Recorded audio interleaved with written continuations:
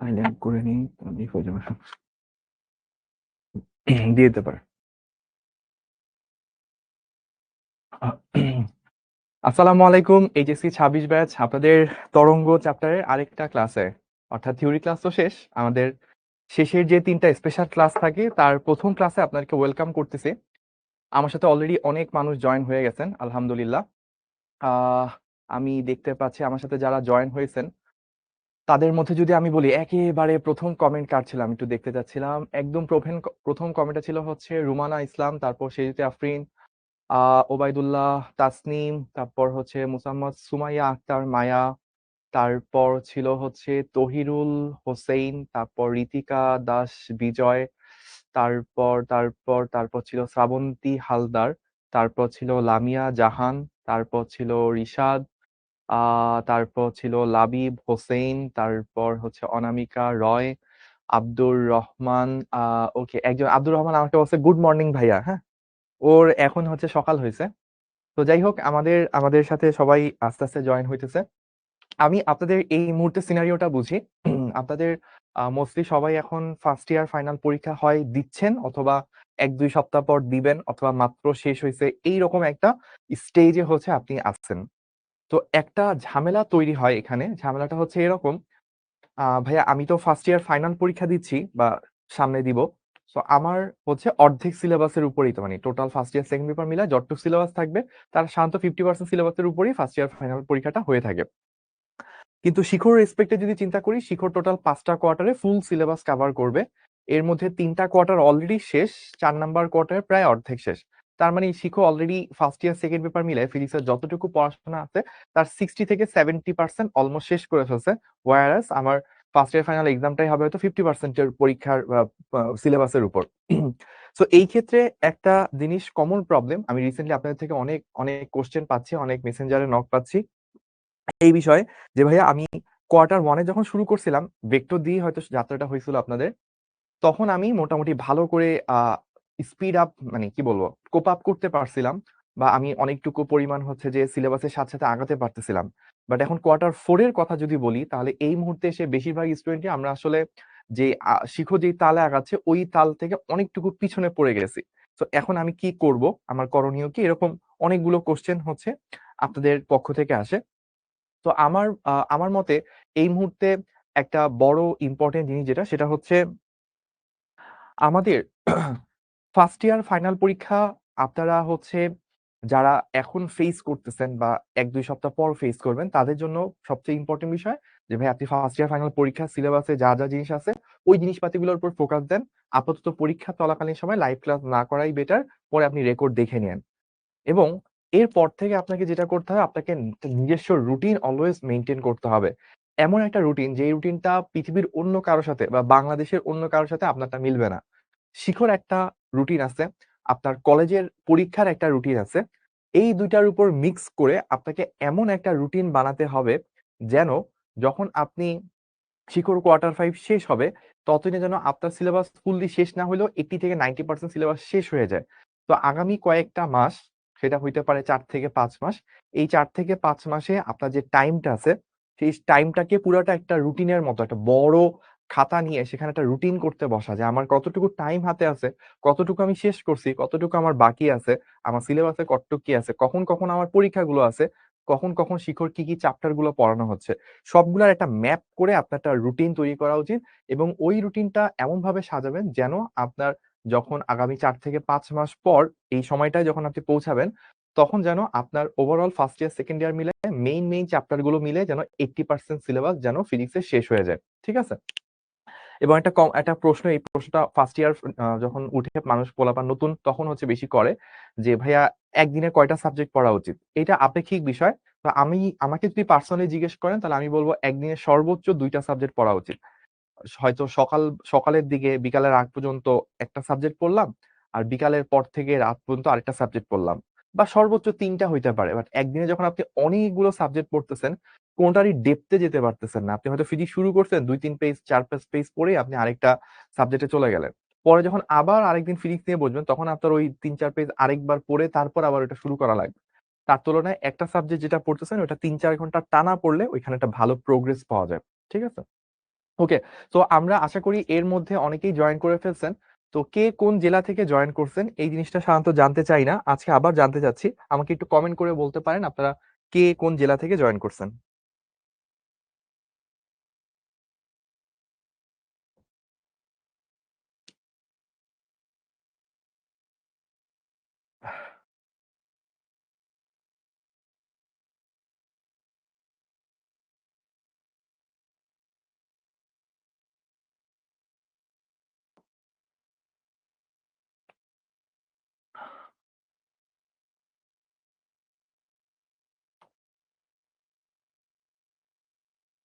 অনেকগুলা জেলার নাম চলে আসছে আলহামদুলিল্লাহ।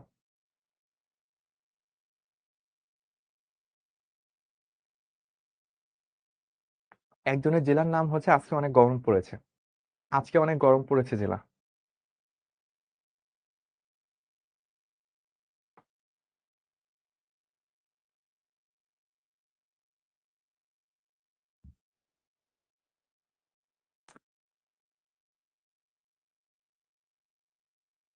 আর একটা নতুন জেলার নাম শিখলাম, ভাইয়া কি খান। ওর জেলার নাম হচ্ছে ভাইয়া কি খান।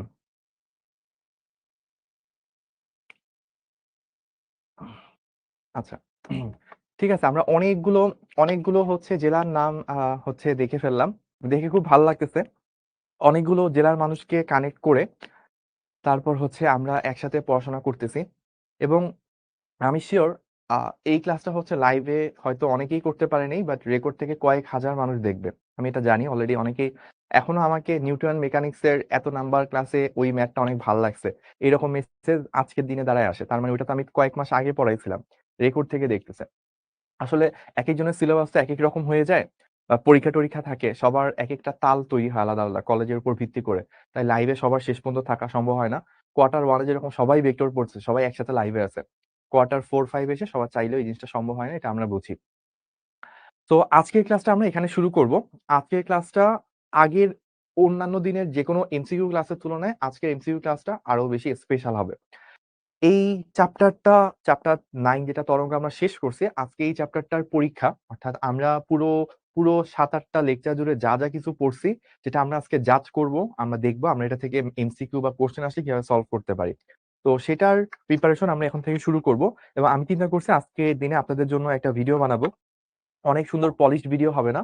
বাট আমার পক্ষ থেকে ছোট কিছু গাইডলাইন থাকবে। সেটা হয়তো আমি শিখবো-জিতবোতে শেয়ার করে দিব। আপনাদের গ্রুপগুলোতেও দিয়ে দিব। যে আপনাদের এই মুহূর্তে পড়াশোনার স্ট্র্যাটেজিটা কি রকম হইতে পারে। আমি জানি আপনারা এখানে অনেক ভাগে বিভক্ত। কেউ হয়তো অনেক দ্রুত পড়ার সাথে, সাথে এগোতে পেরেছেন। শিকড় সাথে, সাথে অনেকটুকু সিলেবাস শেষ করছেন। এমন স্টুডেন্ট যেমন আছেন যে ভাইয়া অনেকটুকু চ্যাপ্টার গ্যাপ পড়ে গেছে। 30-40% সিলেবাস আমি শিখো যা পড়াইছে আমি ওটা পড়তে পারি নাই, পিছে আছি। অনেক চ্যাপ্টার, অনেক রেকর্ড ক্লাস মিস হয়ে গেছে, অনেক ক্লাস মিস হয়ে গেছে, রেকর্ড থেকে দেখা লাগবে। তাদের জন্য করণীয় কি? আর যারা একেবারেই পিছিয়ে আছেন যে ভাই আমার লাইফে কোনো একটা ঝামেলা গেছে বা আমার নিজের অনেক বড় অবহেলা ছিল বা গাফিলতি ছিল। এই কারণে আমি একেবারেই কিছু করতে পারিনি। তো তারাও এই মুহূর্তে দাঁড়ায় কিভাবে কামব্যাক করতে পারে সেটার সুন্দর প্ল্যান ইনশাআল্লাহ ভাইয়া আজকেই শেয়ার করব আপনাদের সাথে। তো আমরা আমরা শুরু করি। আজকে আর কথা না বলি। MCQ solve class. আমাদের জার্নি এখান থেকে শুরু হচ্ছে।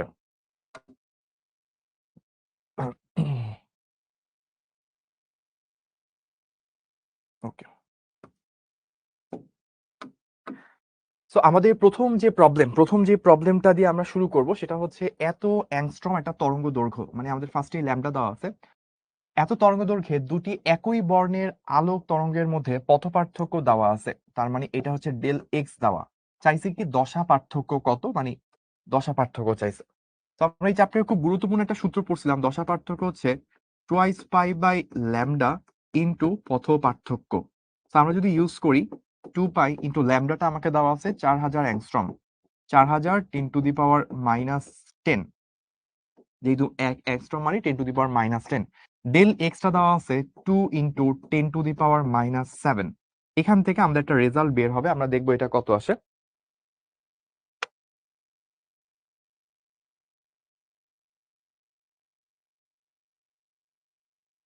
তো আমাদের অ্যান্সারটা চলে আসছে পাই।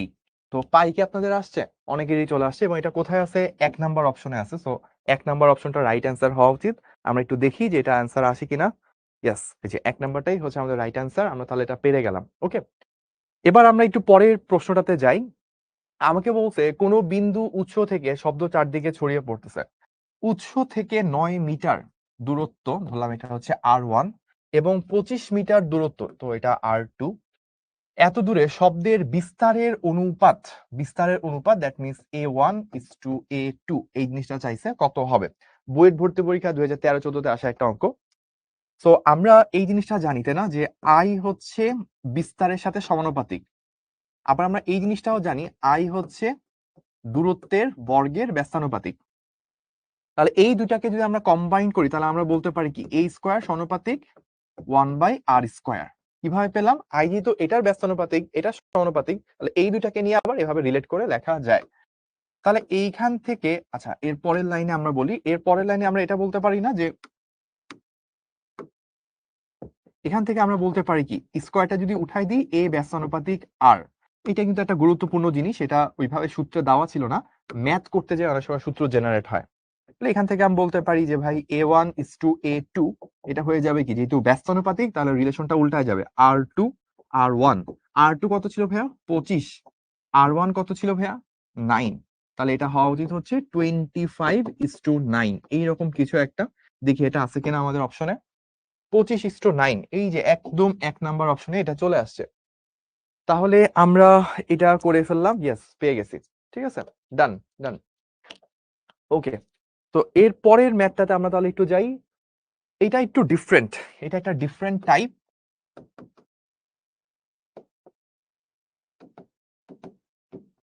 সো এই ডিফারেন্ট টাইপটা আপনারা একটু এভাবে মনে রাখতে পারেন। এটা একটা সূত্র আছে, F = m(n). এটা একটা সূত্র, জাস্ট মাথায় রাখবেন এটা কি বুঝায়। এটা আপনাদেরকে বুঝাবে হচ্ছে n হচ্ছে প্রতি সেকেন্ডে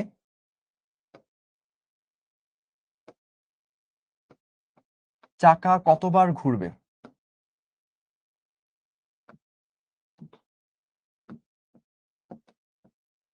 আর m কি?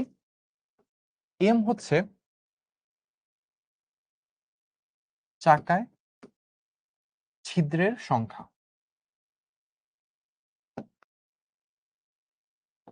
সো একটা যন্ত্র আছে, এই যন্ত্রের মধ্যে বৃত্তাকার একটা যন্ত্র থাকে, এর মধ্যে অনেকগুলো চাকার, মানে একটা বৃত্তাকার যন্ত্র যেখানে যন্ত্রটার মেইন বডিটা হচ্ছে একটা চাকার মতো, বৃত্তাকার চাকা।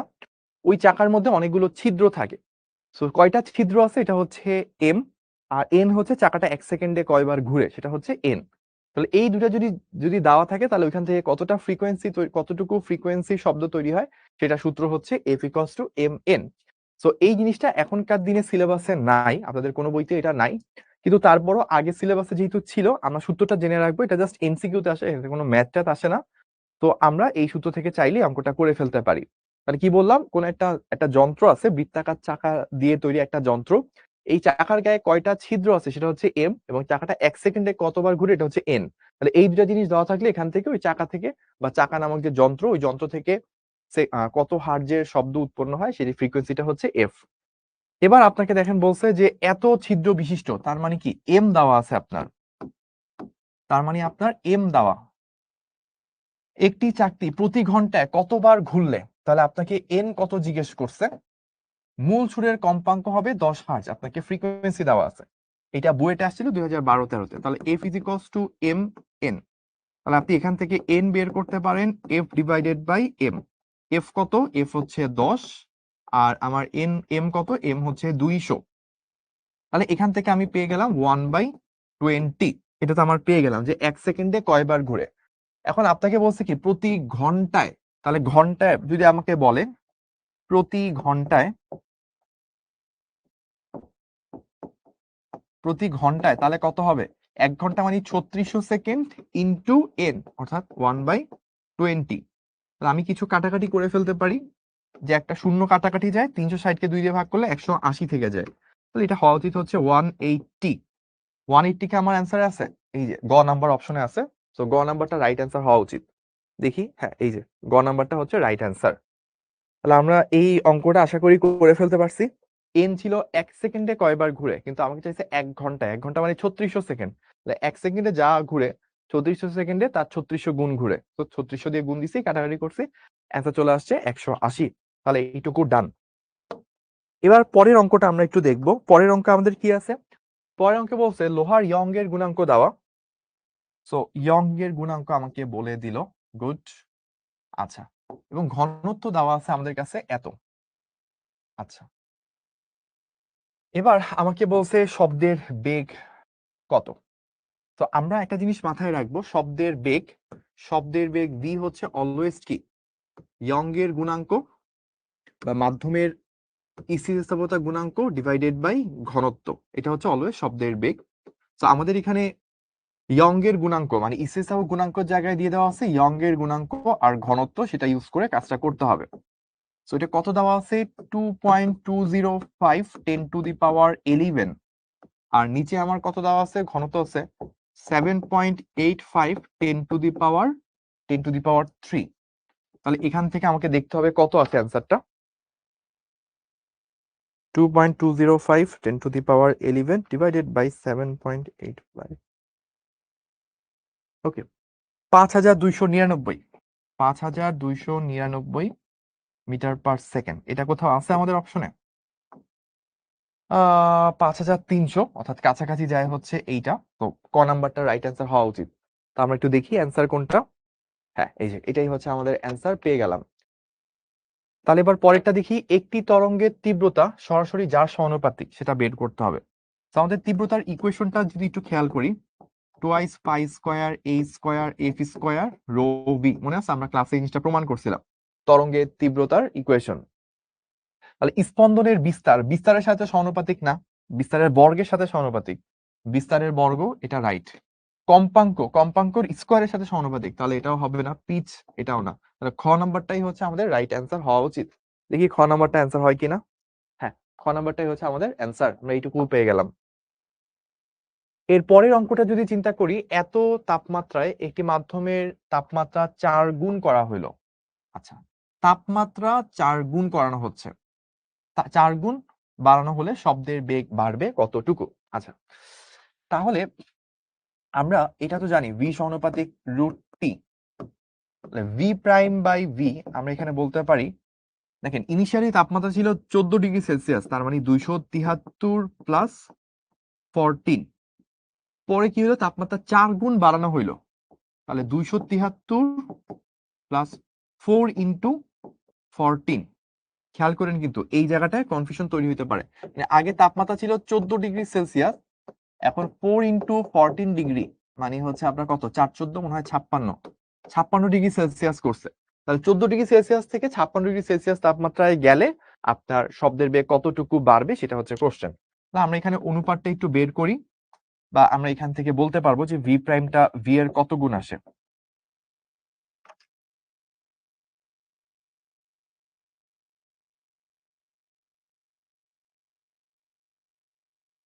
One point zero seven V, বা আমরা বলতে পারি হচ্ছে 107% অফ ভি। তাহলে আমার বলছে কি শব্দের বেগ বাড়বে কতটুকু বাড়বে। আগে যদি 100% থেকে থাকে, এখন 107% হয়েছে, তাহলে কতটুকু পার্সেন্ট বাড়ছে? 7% হচ্ছে বৃদ্ধি পাইছে। তাহলে আমার অ্যান্সারটা ডি হওয়া উচিত। এই যে ডি হচ্ছে আমার অ্যান্সার। তাহলে আমরা পরের অঙ্কটা একটু দেখি। পরের অঙ্ক বলতেছে এত হার্জ কম্পাঙ্ক, দ্যাট মিনস ফ্রিকোয়েন্সি আমাকে দিয়ে দিছে। একটি সুশলাকা অরুণাদ বায়ুস্তম্ভ নল মুখে ধরলে এত সেন্টিমিটার 83 সেন্টিমিটার দৈর্ঘ্যে প্রথম অনুনাদ পাওয়া যায়। সো আমাদের যে এক মুখ খোলা নলে কম্পন আমরা করেছিলাম, নিশ্চয়ই মনে আছে। এক মুখ খোলা নলে যদি আমরা চিন্তা করি, প্রথম যে তরঙ্গটা আমরা পাইতাম, প্রথম তরঙ্গে কি হইতো, এই সুতা নলের দৈর্ঘ্যে আমরা তরঙ্গ দৈর্ঘ্যের অর্ধেক পাইতাম। এই যে এইটুকু সিনারিও আমাদের তৈরি হইতো। তো ওই λ/4 এটা দিয়ে দেওয়া আছে 83 সেন্টিমিটার। আমাকে বলছে শব্দের বেগ v কষ্ট কত, এফ ল্যামডা। এফ কত, এফ হচ্ছে 300। ল্যামডা কত, λ/4 যদি 83 হয় তাহলে ল্যামডা কত হবে, 83 ইন্টু 4 এইটা হবে। বাট 100 দিয়ে ভাগ করা লাগবে, যেহেতু সেন্টিমিটার এটাকে মিটারে নেওয়া লাগবে। তো আমরা যদি একটু কাজটা করি, 300 ইন্টু 83 ইন্টু 4 ডিভাইডেড বাই 100, এটা চলে আসে 996 আছে। হ্যাঁ, এই তো খ নাম্বারে চলে আসছে। এটাও কিন্তু বুয়েটে আসা অঙ্ক, দেখেন 2009-10 বুয়েট অ্যাডমিশন টেস্ট 2009-10 এসে আসা অঙ্ক। তো আমাকে একটু বলেন তো ভাইয়া, এই যে আমরা এই পর্যন্ত যে অঙ্কগুলো করলাম, আমি একটু খেয়াল করি যে আমরা এই পর্যন্ত আসলে কি কি অঙ্ক করলাম, শুরু থেকে আসি।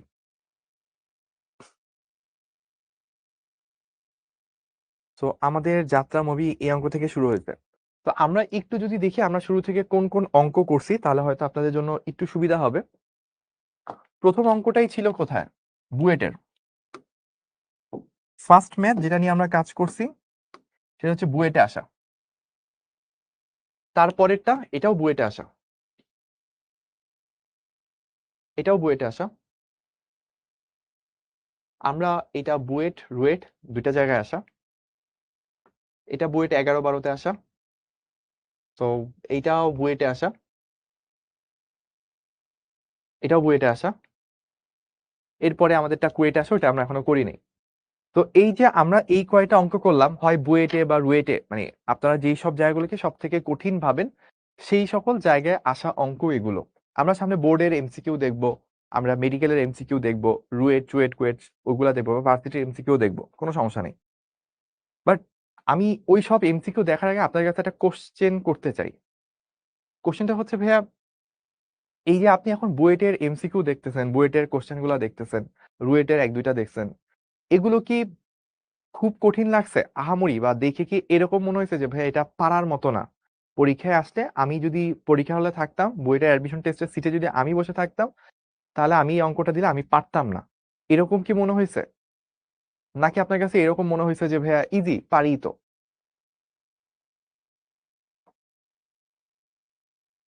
আমাকে অনেকে বলছে ইজি, কঠিন মনে হয়নি, সিম্পল লাগছে, এরকম অনেকে বলছে। তো আমি একটা কথা বলবো, আমি জানি না কথাটা আপনারা কিভাবে নেবেন। টেস্ট পরীক্ষা আসার আগেই অনেকে বলে দিতে পারে যে এই স্টুডেন্টটা বুয়েটে চান্স পাবে কিনা, টেস্ট পরীক্ষা আসার আগেই। কিভাবে বলে? এই যে আপনি বুয়েটের অনেকগুলা কোশ্চেন সলভ করতেছেন, আপনি করতে যায় দেখলেন আপনি পারেন কি পারেন না। যখন আপনি অনেকগুলো কোশ্চেন সলভ করবেন, বুয়েটে আসা, কুয়েটে আসা, রুয়েটে আসা, ইঞ্জিনিয়ারিং বিভিন্ন জায়গায় আসা, এবং দেখতেছেন যে আপনি খুব ইজিলি সলভ করতে পারতেছেন, টাইমের মধ্যে সলভ করতে পারতেছেন, এটা কি ইন্ডিকেট করে? যে সামনের বছর যদি আপনি পরীক্ষা দেন, আপনিও ইনশাল্লাহ চান্স পাবেন। আর যদি আপনাকে এরকম মনে হয় যে ভাইয়া এগুলা দেখতে খুব আহামরি লাগতেছে, পারতেছি না, তার মানে হয়তো এরকম যে এখনো বুয়েট অ্যাডমিশন টেস্টে চান্স পাওয়ার মতো যেইটুকু ক্যালিবার দরকার, ওই ক্যালিবারটা এখনো নিজের মধ্যে গ্রো করা হয়নি, তখন আরো খাটতে হবে। তো এই কোশ্চেনটা আমি কোয়ার্টার 4-এ এসে করতেছি, আমি এই কোশ্চেনটা কোয়ার্টার 1-এ করি নাই, 2-তে করি নাই, 3-তে করি নাই। কেন করতেছি? বিকজ এখন অলরেডি ফার্স্ট ইয়ার ফাইনাল দিচ্ছেন, আর 6 মাস পরে টেস্ট পরীক্ষা দিবেন। তো এই সময়ের মধ্যে নিজের মধ্যে অনেকটুকু জিনিস তৈরি হওয়া উচিত, যারা কষ্ট করে লেগেছিলেন। আর যারা অনেকটুকু হয়তো অবহেলা বা গাফিলতি করছেন, এখন হচ্ছে যে ব্যাকআপ, মানে যা যা মিস করে আসছেন সেগুলো কাভার দিবেন। তারা কাভার দেওয়ার পরে যখন এই জায়গাটায় আসবেন, তখন নিজেকে প্রশ্ন করবেন যে এখন কি আপনি এই জিনিসগুলো ধরতে পারতেছেন কিনা। যদি মনে হয় আপনি ইজিলি ধরতে পারতেছেন, আপনি আপনার মতো করে শেষ করার পর ধরতে পারতেছেন, তাও গুড এনাফ। আপনি ওই চান্স পাওয়ার মতো যে যোগ্যতা, সেই যোগ্যতার কাছাকাছি জায়গায় অলরেডি নিজেকে নিয়ে আসতে পারছেন। তো আমরা এই পরের অংশগুলো দেখব। আমরা দেখি আমরা কতটুকু আগাতে পারি। পরের অঙ্কটা হচ্ছে কুয়েটে আসা। কোন শ্রেণীকক্ষে শব্দের তীব্রতা দেওয়া আছে, তার মানে এটা আই দেওয়া। তীব্রতা যদি দ্বিগুণ করা হয়, তা আমাকে আই থেকে 2i করে ফেলবে, তাহলে তীব্রতা লেভেল কতটুকু বাড়বে? তো আমরা মনে আছে তীব্রতা লেভেলের পরিবর্তন, এটা আমরা কি জানতাম? 10 log i2 divided by i1। So এইটা ছিল হচ্ছে i1, আর এটা ছিল হচ্ছে i2, চেঞ্জ হয়ে আমাকে দ্বিগুণ করছে, চেঞ্জ হয়ে দ্বিগুণ করছে। i2 is equals two 2i। তাহলে আমি যদি একটু বসাই, তাহলে 10 log 2i divided by i, বুঝাই যাচ্ছে যে আমার i গুলো কি হবে, কাটাকাটি চলে যাবে। তাহলে এখান থেকে আমি কি পাবো? 10 লগ 2। দেখি এটা কত আসে, এটা সম্ভবত 3 এর কাছাকাছি চলে আসবে আমি যদি ভুল না করে থাকি। হ্যাঁ, 3.01, 3.01 ডেসিবল। ঠিক আছে, 3.01 ডেসিবল। অনেকে এটা পেরে গেছেন আমার সাথে, ডান, গুড। তাহলে আমরা চলেন পরের অংশে যাই। একটি অডিও ক্যাসেট প্লেয়ার এবং একটি টেলিভিশনের তীব্রতা লেভেল যথাক্রমে এত এত। তো একটা হচ্ছে 93 ডেসিবল, আর এটা হচ্ছে 85 ডেসিবল। এদের সম্মিলিত শব্দের তীব্রতা লেভেল কত নির্ণয় করো, এটাও কি কুয়েটে আসা একটা অঙ্ক। সো আমরা যদি চিন্তা করি যে ভাইয়া আমাদের অডিও ক্যাসেট প্লেয়ার, এখানে তীব্রতা লেভেল তো আছেই, তার কারেসপন্ডিং তীব্রতা যদি I1 হয় এবং আপনার টেলিভিশনের তীব্রতার কারেসপন্ডিং যদি আপনার তীব্রতাটা I2 হয়, তাহলে আপনার টোটাল যে তীব্রতাটা আসবে বা তীব্রতা লেভেল আসবে সেটা কি আসবে 10 log I1 plus I2 divided by I0। তো আমি আপনাদেরকে দেখাইছিলাম, আপনাদের মনে আছে কিনা জানি না, এটার অ্যান্সারটা হবে এরকম 10 টু দি পাওয়ার, এখানে কত আছে প্রথমে 93 ডেসিবল, এখানে চলে আসবে 9.3, এখানে কত আছে 85 ডেসিবল, 10 টু দি পাওয়ার 8.5। এইটা কিভাবে আসে এটা ডিটেলসটা আমরা ক্লাসে করছি, যাদের মনে আছে আই থিঙ্ক তারা খুব ইজিলি রিলেট করতে পারবেন, এখান থেকে অ্যান্সারটা চলে আসবে, ডিরেক্টলি করে ফেলতে পারবো আমরা। 10 log 10 to the power 9.3 plus 10 to the power 8.5, দেখবো অ্যান্সারটা 93.64 চলে আসছে।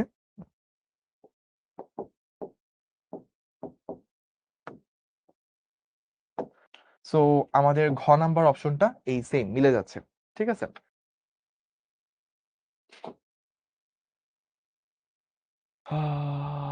ওকে ওকে, ডান ডান। তাহলে আমরা এইটুকু করে ফেললাম। এবার হচ্ছে আমাকে বলছে একই তরঙ্গে দুটি বিন্দুর মধ্যে পথ পার্থক্য দেওয়া আছে, তার মানে এটা হচ্ছে ডেল এক্স, তাহলে দশা পার্থক্য কত হবে?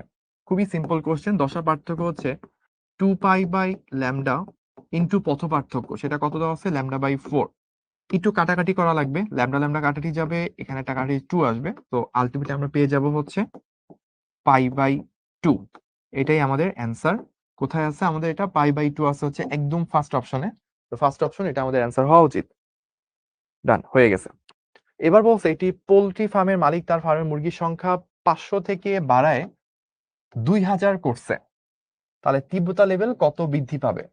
500টা মুরগি যদি পরিমাণ তীব্রতা তৈরি করে, তাহলে এখন কি 4 গুণ মুরগি কি 4 গুণ শক্তি অর্থাৎ 4 গুণ তীব্রতা তৈরি করবে।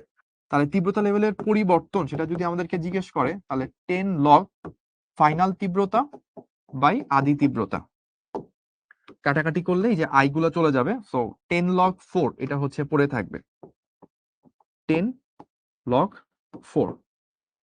10 log 4 এটা কত আসতে পারে আমাদের একটু ক্যালকুলেট করা লাগবে। 10 log 4 6.02 6.02 ডিবি এতটুকু হচ্ছে বৃদ্ধি পাবে। সো কোথায় আছে এটা 6 হচ্ছে কাছাকাছি অপশন, সো ঘ নাম্বারটা অ্যান্সার হওয়া উচিত। ওকে ওকে। আচ্ছা একটা কমেন্ট করছে যে কুয়েটে কি ক্যালকুলেটর নিতে দেয় কিনা, আমার জানা মতে যে বুয়েট কুয়েট রুয়েট চুয়েট এইসব জায়গায় ক্যালকুলেটর নিতে দেয়। আর এটা কিন্তু কুয়েট 2012-13 সালে প্রশ্ন, আমার কোশ্চেন গুলো কিন্তু আমার কতটুকু কি নিতে দেয় নাকি না দেয় সেটার উপর ভিত্তি করে হয়ে থাকে।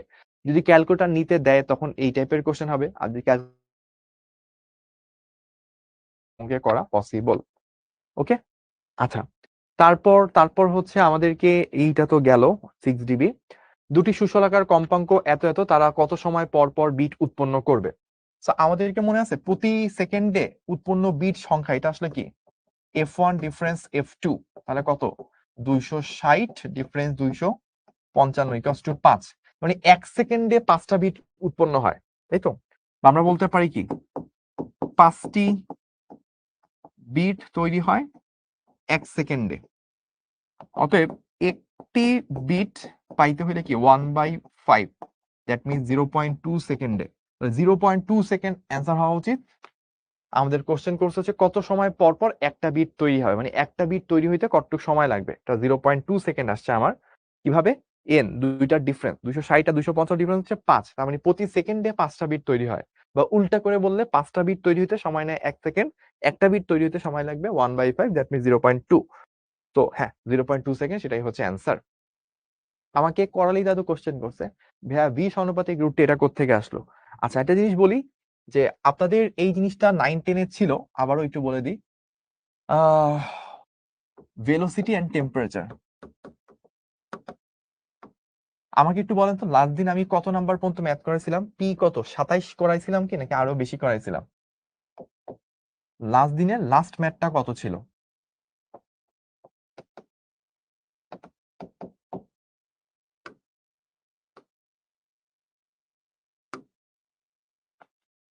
28 পর্যন্ত করানো হয়ে গেছে। তাহলে আজকে আমরা হচ্ছে 29 নাম্বার থেকে শুরু করব। ঠিক আছে। তো ভেলোসিটি অ্যান্ড টেম্পারেচার আমাদের শব্দের বেগের সাথে যদি আমরা চিন্তা করি, আর পরম বা কেলভিন স্কেলে তাপমাত্রা,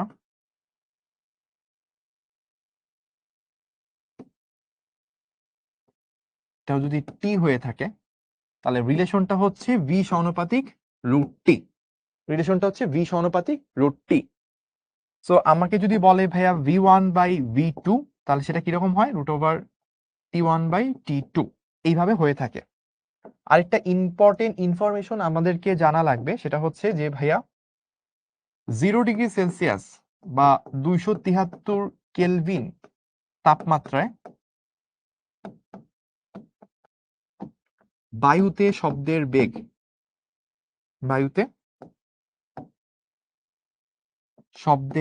বেগ এটা হচ্ছে অলমোস্ট 330 বা কোনো কোনো বইতে 332 মিটার পার সেকেন্ড এটা বলা থাকে। ঠিক আছে। এটা হচ্ছে একটা অ্যাপ্রক্স, মানে কেউ 330 বলবে, কেউ 332 বলবে, কেউ 335 বলবে। এটা হচ্ছে মোটামুটি 330-32 এরকম আপনি ধরে নিতে পারেন। আমি 332 ধরে অলওয়েজ ম্যাথ করি। তো একটা তাপমাত্রায় যদি শব্দের বেগ জানেন, অন্য একটা তাপমাত্রায় যদি আপনাকে দেওয়া থাকে, তাহলে কিভাবে ওই অন্য তাপমাত্রায় যে শব্দের বেগটা বের করবে, এটা 9-10-এ পড়ে আসছেন হয়তো, আমি আরেকবার একটু দেখাই দিচ্ছি। এই ফর্মুলাটা অনুযায়ী বের করতে হয়। চলেন ভাই একটা কাজ করি, এটা দিয়ে দুই একটা ম্যাথ করাই, তাহলে আপনার জন্য ইজি হবে। সো P29,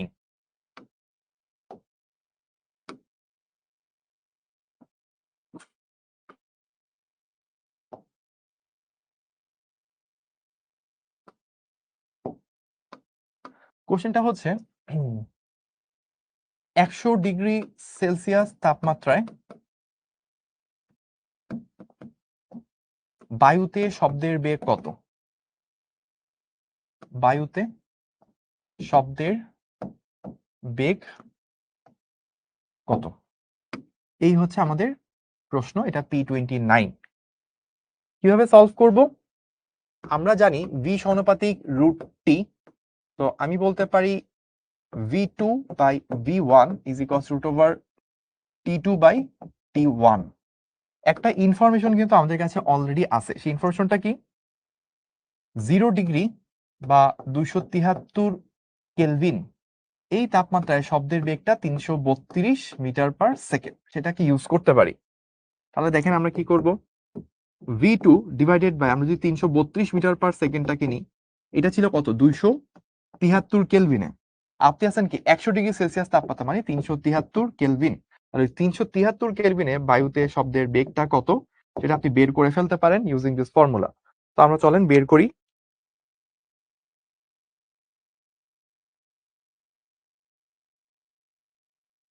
সো এটা চলে আসে 388 মিটার পার সেকেন্ড। ওকে, এই যে এই ওয়েতে আসলে এই প্রবলেমগুলো সলভ করতে হয়। ওকে, আরেকটা জিনিস, আরেকটা ওয়েতে আপনি সলভ করতে পারেন চাইলে, সেটা হচ্ছে আপনি চাইলে এভাবে বলতে পারেন v is equals two v0 plus 0.6 into theta. এটা একটা সূত্র। যেমন আমি যদি আগের আরেকটা, মানে এটা কি, এটা হচ্ছে 0°C তাপমাত্রায়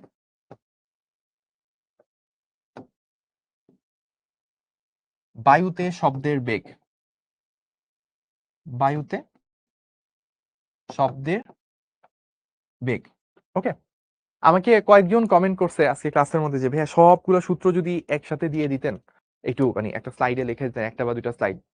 আমি লিখে দিব, বাট এটা আমি শুধু কষ্ট করে লিখে দিলাম, আপনারা শেয়ার করলেন না, তাহলে কিন্তু আমার কষ্ট বৃথা যাবে। আমি ক্লাসের শেষ দিকে আরেকটু মনে করাই দিন, আমি সবগুলো সূত্র একসাথে আপনাকে লিখে দিব উইথ কি বলে, উইথ পরিচয়। আমি পরিচয়গুলো যে কোনটা কি বুঝায় না বুঝায় সবগুলো বলে দিব, একবার রিভিউ করে দিব, যেন পরে সিকিউ ক্লাসটার আগে আপনাদের সুবিধা হয়। সব শর্ত হচ্ছে সবাইকে এটা শেয়ার করতে হবে, যেন আরো অনেক অনেক মানুষ এখান থেকে বেনিফিট নিতে পারে। শিখতেই হইতে হবে তা না, আপনি আপনার পার্সোনাল লাইফে আপনার ফ্রেন্ডের সাথে শেয়ার করতে পারেন, কলেজে শেয়ার করতে পারেন, এনিওয়্যার। ওকে, ওকে।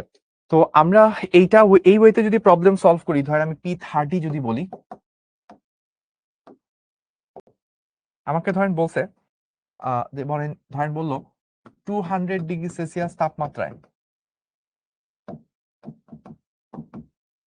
বায়ুতে শব্দের বেগ কত?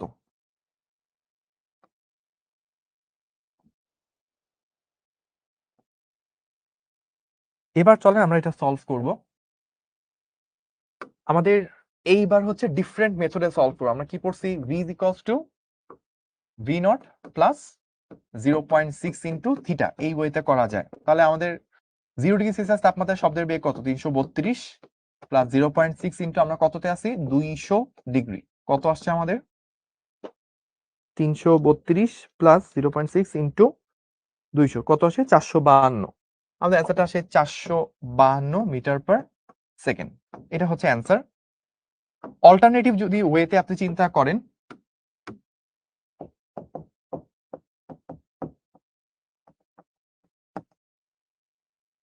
তখন আপনাকে বলতে হবে v by 332 is equals to root over 273 plus 200 divided by 273।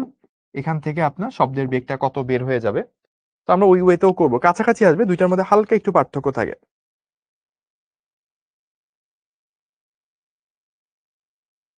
তো এই ওয়েতে করলে আসে 437।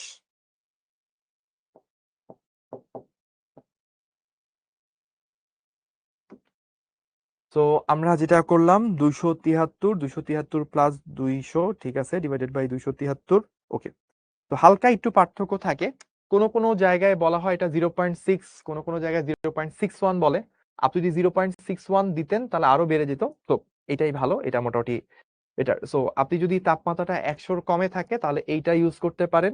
এইটা হচ্ছে বেশি অ্যাকুরেট। আপনি অ্যাকুরেসির কথা বলেন তাহলে এটা হচ্ছে মোর অ্যাকুরেট। এটা হচ্ছে মোর অ্যাকিউরেট।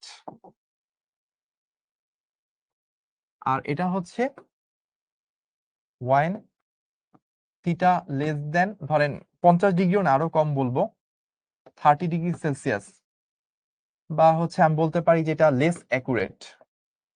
লেস অ্যাকিউরেট এইটা আপনি কখন ইউজ করবেন? যখন থিটা 20, 30, 40°C কাছাকাছি থাকবে, তখন আপনি এটা ইউজ করলে মোটামুটি অ্যাকুরেট রেজাল্ট পাবেন। তো এই যে শব্দের বেগ রিলেটেড জিনিসপাতিগুলো, এগুলো কিন্তু ভাইয়া শিখাই দিলাম। সো আমরা আরেকটা জিনিস একটু যেটা জানতে হবে সেটা হচ্ছে শব্দের বেগ। শব্দের বেগ রিলেটেড পড়াশোনা। তার আগে ভাইয়া কি একটু বলেন তো, আপনারা কি থার্মোডাইনামিক্স চ্যাপ্টারটা পড়ছেন? তাপগতিবিদ্যা, তাপগতিবিদ্যা অধ্যায়টাকে আপনারা পড়ছিলেন কিনা? একটু ভাইকে কমেন্ট করবেন, মানে শিখো থেকে আমরা পড়াইছি কিনা। আমার জানা মতে শিখোতে পড়ানো হয়ে গেছে।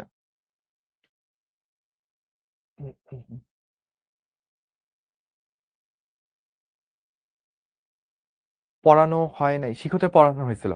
আচ্ছা, শিখোতে আমরা পড়ে ফেলছি। তাহলে এই জিনিসটা আপনারা জানবেন। আমি সম্ভবত শব্দের বেগ রিলেটেড কোনো কিছু পড়াইনি আপনাদেরকে। শব্দের যে কোনো মাধ্যমে শব্দের বেগ, যে কোনো মাধ্যমে শব্দের বেগ, ঠিক আছে? শব্দের বেগ এটা আপনি কিভাবে বের করবেন? এইটা নিউটনের সূত্র ছিল। নিউটনের সূত্র বইতে সম্ভবত এই জিনিসপাতিগুলো নাই, তাও যেহেতু গুরুত্বপূর্ণ আমি বলে দিচ্ছি। সেটা হচ্ছে v is equals to e divided by rho. প্রশ্ন হচ্ছে ভাইয়া ইটা কি আর রোটা কি? ই হচ্ছে স্থিতিস্থাপকতা গুণাঙ্ক। স্থিতি স্থাপকতা গুণাঙ্ক এটা সাধারণত হয় হচ্ছে ইয়ংয়ের গুণাঙ্ক বা আয়তন গুণাঙ্ক, এই জিনিসপাতিগুলো। আর রো এটা হচ্ছে মাধ্যমের ঘনত্ব। মাধ্যমের ঘনত্ব। ওকে। সো এই ব্যাপারগুলো থেকে যখন সর্বপ্রথম শব্দের বেগ নির্ণয় করা হয়েছিল, যখন for the first time the velocity of sound in air medium was determined for the first time using this type of formula, তখন নিউটন এটা বের করতে যায়। নিউটন মনে করছিল এই যে শব্দ যখন সামনের দিকে আগায় তখন আসলে কি, এটা তো অনুদৈর্ঘ্য তরঙ্গ, তাই না? অনুদৈর্ঘ্য তরঙ্গ। তো শব্দ যেহেতু অনুদৈর্ঘ্য তরঙ্গ, এটা কি সংকোচন প্রসারণ সংকোচন প্রসারণ এরকম হয়ে হয়ে আগাচ্ছে। তাহলে এই যে সংকোচন প্রসারণ, এটা একটা কি ধরনের প্রক্রিয়া? সমস্য, রুদ্ধতাপীয়, সমচাপীয়, সম আয়তনীয়, কি ধরনের প্রক্রিয়া হইতে পারে? নিউটন ধরছিল সংকোচন প্রসারণটা একটা সমস্য প্রক্রিয়া। নিউটন বায়ুতে মাধ্যমের কণাগুলোর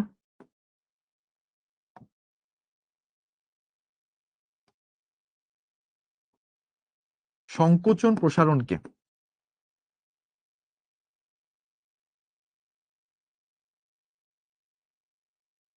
সমস্ত প্রক্রিয়া বিবেচনা করে। সমস্ত প্রক্রিয়া বিবেচনা করে। সমস্ত প্রক্রিয়া বিবেচনা করলে তখন যে ঘটনাটা দাঁড়ায়, স্থিতিস্থাপকতা গুণাঙ্কের মান আসে হচ্ছে চাপের সমান। কিসের সমান? চাপের সমান। এটা হচ্ছে বায়ুমণ্ডলীয় চাপ। বায়ুমণ্ডলীয়, এটার বড় প্রমাণ আছে, তো আমাদের প্রমাণটা আপাতত লাগবে না। তখন শব্দের বেগ দেখেন কত আসে, v is equals to ইয়ংয়ের গুণাঙ্ক, বা আপনি যাই বলেন না কেন, বা আপনি যদি বলেন যে স্থিতিস্থাপকতা গুণাঙ্ক তাও সমস্যা নাই, ডিভাইডেড বাই ঘনত্ব। সো এই বায়ুমণ্ডলীয় চাপটা কত? বায়ুমণ্ডলীয় চাপটা যদি আমরা বসাই, বায়ুমণ্ডলীয় চাপ হচ্ছে 101,325 প্যাসকেল। আর বায়ুর ঘনত্ব হচ্ছে 1.29। এটা কি পড়াইছিলাম ভাইয়া? গ্রামোফোন ওই টপিক, আচ্ছা ওইটা ব্যাপার না। 1.29 এইটা। তো বায়ুর ঘনত্ব, বায়ুর চাপ দুইটা যদি ইউজ করি তাহলে এখানে বায়ুতে শব্দের বেগ কত সেটা আসার কথা।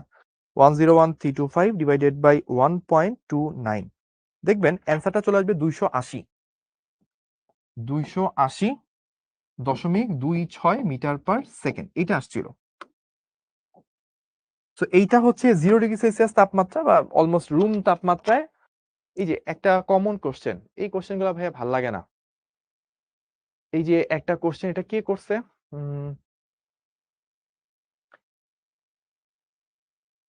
এক কোশ্চেন দিয়ে, এক কমেন্ট দিয়ে পুরা চ্যাট বক্স শেষ করে ফেলছে।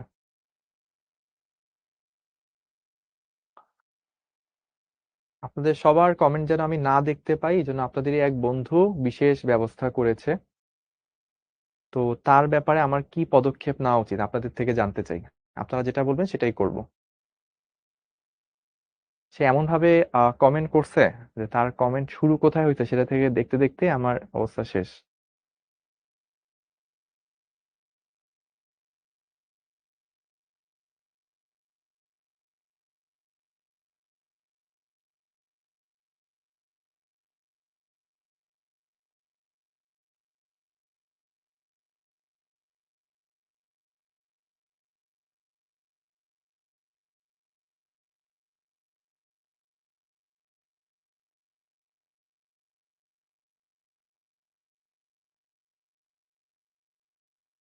এটা করছে হচ্ছে সাইদ।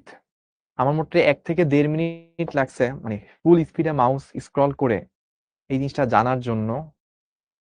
আমি ওর জিনিসটা স্ক্রিনশট রেখে দিব অবশ্যই।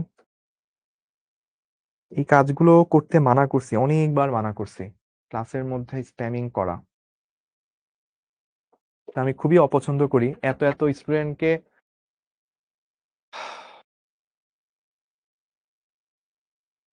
ওকে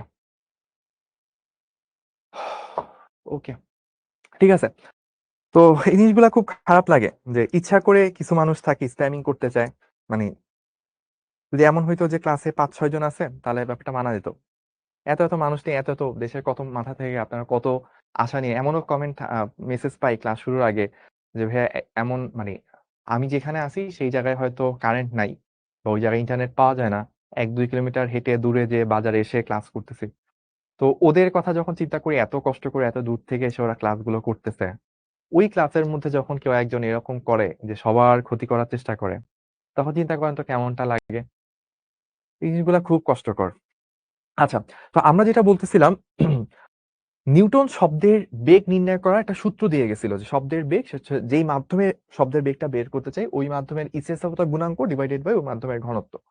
তো বায়ু মাধ্যমে আমরা যেই যখন শব্দ আগায় সেটা একটা সংকোচন প্রসারণের মাধ্যমে আগায়। তো সংকোচন প্রসারণের মাধ্যমে যখন আগায় তখন এই সংকোচন প্রসারণ যে প্রক্রিয়া, এই প্রক্রিয়াটাকে নিউটন ধরে নিয়েছিল এটা একটা সমস্ত প্রক্রিয়া। সমস্যা প্রক্রিয়া করে প্রমাণ করা গেছে যে এইখানে ইয়ং এর গুণাঙ্ক বলেন বা স্টিফেনসন গুণাঙ্ক বলেন, এটার মানটা হচ্ছে চাপের সমান। বায়ুমণ্ডলীয় চাপ 101325 প্যাসকেল, এটা আপনারা জানেন, এটা বসাইছি। আর বায়ুর মাধ্যমের ঘনত্ব মানে বায়ুর ঘনত্ব নাইট্রোজেন অক্সিজেন মিলে যে বায়ু তৈরি হয়েছে, এটার ঘনত্ব অলমোস্ট 1.28 বা 1.29 কেজি পার মিটার কিউব, সেটা বসাইছি, এটা আসছে 280। নিউটনেরও এরকমই আসছিল, কিন্তু আমরা তো অ্যাকচুয়ালি জানি শব্দের বেগটা 332, তাহলে তো এটা ভুল আসছে। তো এই ভুলটা কারেক্ট করতে অলমোস্ট কত 160 থেকে 170 বছর লেগে গেছিল। এই জিনিসটা বি দ্বারা কি বুঝাচ্ছি? বি দ্বারা হচ্ছে আয়তন গুণাঙ্ক, মানে স্টিফেনসন গুণাঙ্ক তো ইয়ং এর গুণাঙ্ক হয়, আয়তন গুণাঙ্ক হয়। আপনাদের চ্যাপ্টার 7 শুরু হয়েছে মাত্র, জিমি ভাইয়া শুরু করছেন। তো আরো কিছুদিন গেলে আপনারা এটা আরো ডিটেলসে বুঝবেন, সমস্যা নেই। সো এই বেগটা মানে যে ভুল আসছে, নিউটন যেটা মিলাইতে পারে নাই, এটা মিলাইতে প্রায় 170 বছরের কাছাকাছি লাগছিল। অলমোস্ট 170 বছর পর ল্যাপলাস ল্যাপলাস বলছে, আপনার ল্যাপলাসের নাম শুনে থাকবেন, একজন সায়েন্টিস্ট। উনি বলছে সংকোচন প্রসারণ একটি রুদ্ধতাপীয় প্রক্রিয়া।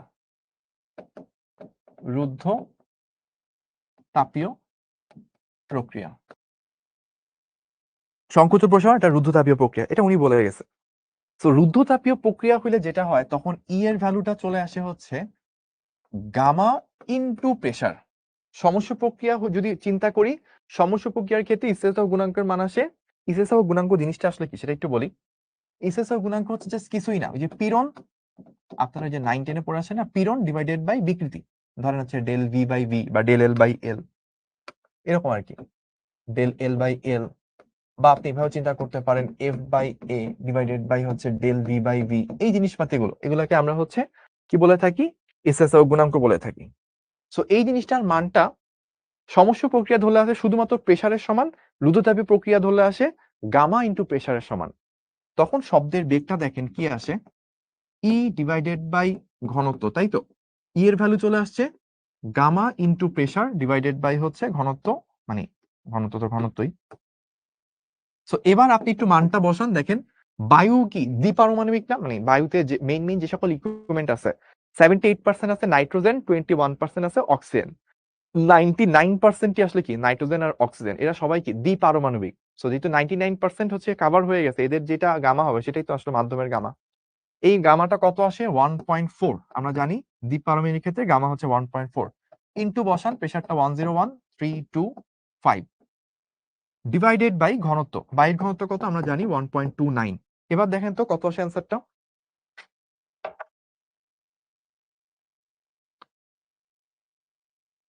সো এবার চলে আসছে, দেখেন অ্যান্সারটা 331.6। ওকে, এত মিটার পার সেকেন্ড। এবং এটা কি অ্যাকচুয়ালি তো আমরা ওইটাই জানি 330 332 এই রকমের কাছাকাছি হয়ে থাকে। তাহলে দেখেন, তো এইভাবে হচ্ছে শব্দের বেগ কিভাবে আসে সেটা বের করা যায়। এটা ল্যাপলাসের কারেকশন ছিল।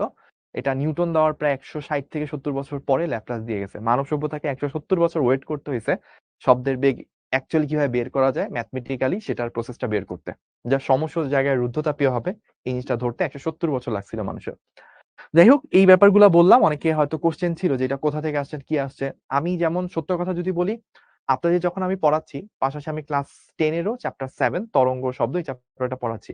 আমি কিন্তু ক্লাস 10 এর ওদেরকে এই সময়ই বলে দিছি যে কিভাবে শব্দের বেগটা আসে না আসে। কারণ ইন্টারের সিলেবাসে বর্তমান সময়ে যে বইয়ে যে টপিক কন্টেন্ট, এখানে শব্দের বেগ কিভাবে আসে সেই টপিকটা নাই।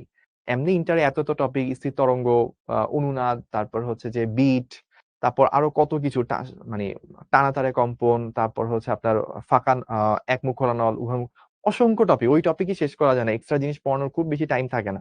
তবে 9-10-এ যখন আমি ওদেরকে পড়াইছি, আমি কিন্তু বলে দিছি যে কিভাবে শব্দের বেগটা আসে, কিসের কিসের সাথে নির্ভরশীলতা আছে, সেই ব্যাপারগুলো হচ্ছে আমরা ওদেরকে আগেই বুঝাই দিছি। সো আপনারা যদি 10 পর্যন্ত পড়ে এসে থাকেন তাহলে তো ভালো। আর যদি কেউ 10 পর্যন্ত ওই টপিকগুলো না জেনে থাকেন তাও সমস্যা নেই, ভাইয়া আজকে ক্লাস অলরেডি কভার করে দিছি। এবার চলেন আমরা পরের এমসিকিউ তে যাই। পরের এমসিকিউ বলছে, আচ্ছা এই অঙ্কটা আমরা করছিলাম, এই অঙ্কটা মনে আছে, আমি হচ্ছে আমরা ক্লাসে দেখেছিলাম, আমরা প্রিভিয়াস ক্লাসে দেখছিলাম।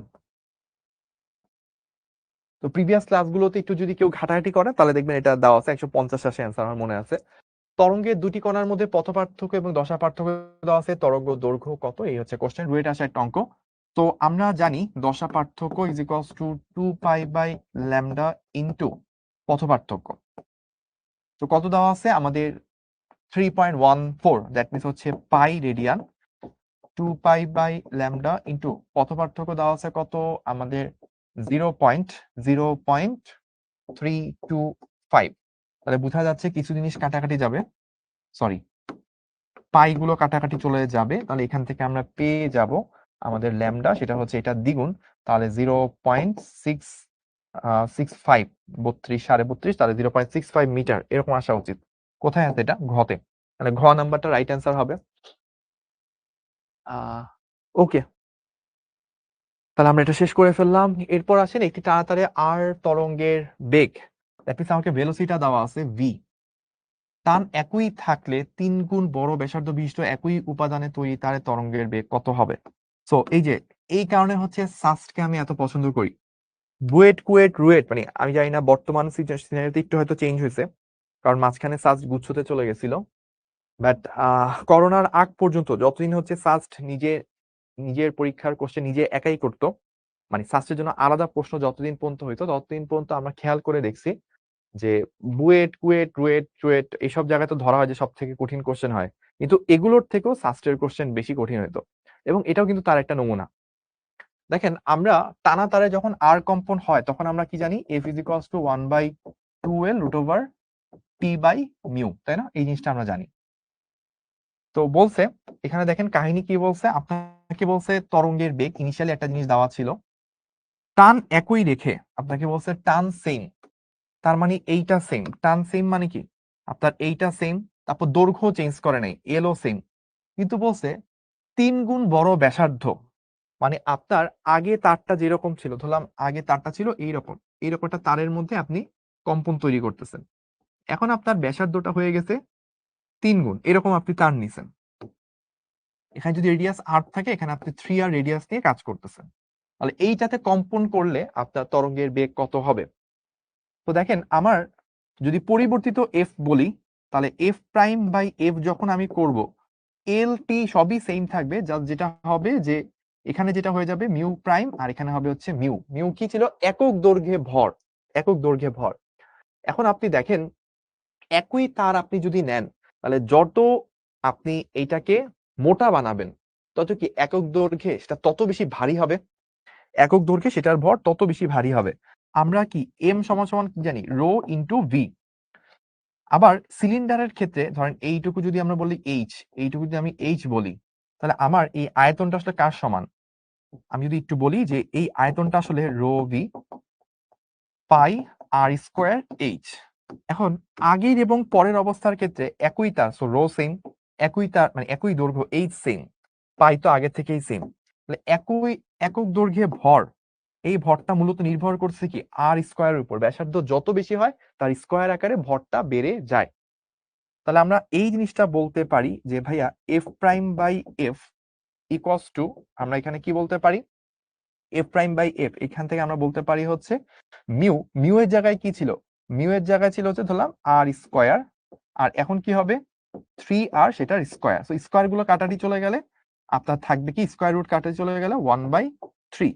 তাহলে আপনার যেটা বলা যায় সেটা হচ্ছে যে আমি যদি একটু ওই পাশে লিখি, এফ প্রাইম চলে আসবে আসলে f/3।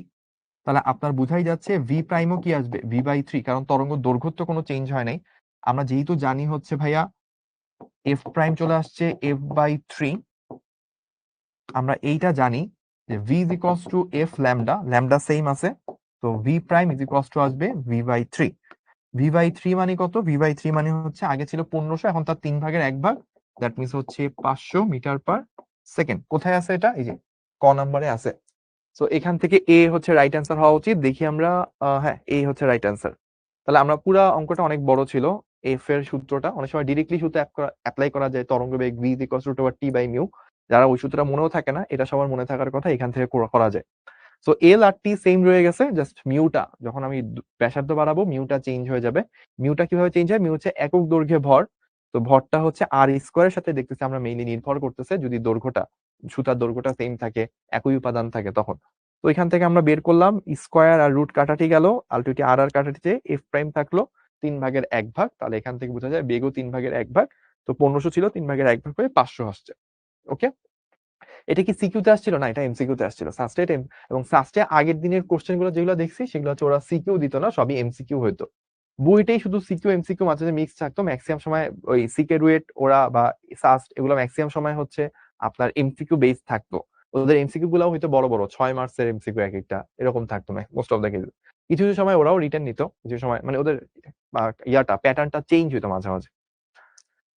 এনিওয়েজ আমরা পরেরটাতে যাই। এত সেন্টিমিটার লম্বা একটি তারে এত ওজন দ্বারা টান টান করা আছে, তার মানে এত লম্বা লেন্থটা দিয়ে নিতে এত কেজি ওজন দ্বারা টান টান করে রাখা আছে। এর মূল সুরের সাথে একটি ঐকতানে রয়েছে, সুষমাকার কম্পাঙ্ক কত, 1 মিটার দৈর্ঘ্যের ভর, তার মানে হচ্ছে মিউ দেওয়া আছে। তাহলে আমরা এটা কোথায় আসছে, কুয়েটে আসছে। F = 1/2L√T/μ, তাই না? সো দৈর্ঘ্যটা দেওয়া আছে কত, 40 সেন্টিমিটার, দ্যাট মিন 0.4। আমাকে কি বলছে যে এত কেজি ওজন দ্বারা টান টান করা আছে, তাহলে আমার সুতার টানটা কত হবে, 4.2 × 9.8। এত কেজি ভর তার ওজনের সমান বল দিয়ে টান দেয়। 1 মিটার দৈর্ঘ্যের ভর এত গ্রাম, দ্যাট মিন 0.32 গ্রাম থেকে কেজিতে নিতে হবে, সো 10⁻³ এখান থেকে একটা অ্যান্সার তৈরি হওয়া উচিত। আমরা একটু দেখি কত আসে। টি হচ্ছে 4.2 × 9.8 ডিভাইডেড বাই হচ্ছে 0.32 10⁻³ 448 হার্জ। কোথায় আছে এটা, গ নাম্বারে। সো গ number should be the right answer. Okay okay sir, কোন জায়গার কোশ্চেন অনেক ইজি হয়? কলেজের কোশ্চেন। কলেজে আপনি টেস্ট পরীক্ষা পর্যন্ত যেসব বা বোর্ড পরীক্ষা পর্যন্ত যেসব কোশ্চেন দিবেন এগুলো হচ্ছে পরীক্ষার কোশ্চেন ইজি হয়, তারপর থেকে কঠিন হওয়া শুরু হয়। একটি টানা তারে আর তরঙ্গের এত বেগে চলে, তারের টান 4 গুণ করা হলে বেগ কত হবে? দেখেন, তরঙ্গের বেগের সূত্র হচ্ছে √T/μ। আমরা এটা প্রমাণ করছিলাম। ওই যে আমরা প্রমাণ করছিলাম না যে F = 1/2L √T/μ। 2Lটা তো ছিল তরঙ্গ দৈর্ঘ্য, তরঙ্গের বেগটা ছিল হচ্ছে √T/μ। এখন এখানে আপনার দেখেন সম্পর্কটা কি, v সমানুপাতিক √T, দ্যাট মিন্স এখানে v সমানুপাতিক √T বলছে কি তারের টান 4 গুণ করা হয়েছে, তাহলে বেগ কয় গুণ হবে, v' v = 40, 4 গুণ করা হয়েছে, আগে ছিল 4, তার মানে দেখবেন 2, তার মানে দ্বিগুণ করা হয়েছে। এটা হবে হচ্ছে আগের দ্বিগুণ। সো আপনার আগে যদি দ্বিগুণ হয়, এখন 1000 হলে পরিবর্তিত কেসে কত হবে, 2000 মিটার/সেকেন্ড। এটা হবে অ্যান্সার, ডিতে আছে। আশা করি ধরতে পারছেন। কোন সুতার সৃষ্ট তরঙ্গের বৈশিষ্ট্য এমন যে এত দৈর্ঘ্যে দুটি, আচ্ছা এটা খুব ভালো প্রশ্ন, এটা ইম্পর্টেন্ট, এটাকে আপনি চাইলে ইয়া দিয়ে রাখতে পারেন।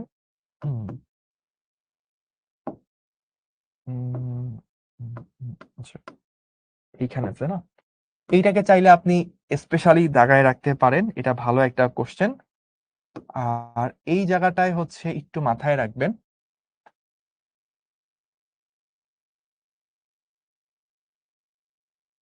ওকে, আরেকটা জিনিস ছিল ভুলে গেলাম, ওটা অনেকদিন ইউজ করি না। মোট 9টি নিস্পন্দ বিন্দু, এই জায়গাটা একটু খেয়াল রাখতে পারেন, তাহলে আপনার জন্য ইজি হবে। তাহলে খেয়াল করেন, আপনাকে বলছে কোন সুতায় সৃষ্ট তরঙ্গের বৈশিষ্ট্য এমন যে এর এত দৈর্ঘ্যে দুইটি প্রান্তের নিস্পন্দ বিন্দু, মোট এতটি নিস্পন্দ বিন্দু আছে। সিস্টেমটা হচ্ছে এরকম, ধরেন এইখানে একটা সিস্টেম, এই হচ্ছে তারটা, তো এইখানে একটা নিস্পন্দ বিন্দু, এখানে একটা নিস্পন্দ বিন্দু, একটা সুতা দুই প্রান্তে দুইটা নিস্পন্দ বিন্দু সহ টোটাল 9টা নিস্পন্দ বিন্দু আছে। তাহলে এখানে হচ্ছে ধরেন 5 নাম্বারটা, তাহলে 1 2 3, এখানে আরো দুইটা থাকবে।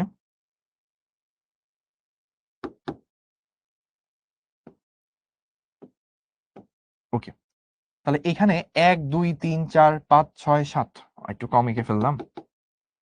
তো তাহলে আমাকে করতে হবে কি, এখানে তাহলে একটা দুইটা 1 2 3 4 5 6 7 8। ওকে, এই হচ্ছে সিনারিও, আমাকে টোটাল 9টা নিস্পন্দ বিন্দু দেওয়া আছে। তাহলে খেয়াল করেন, এই হচ্ছে সিস্টেমটা,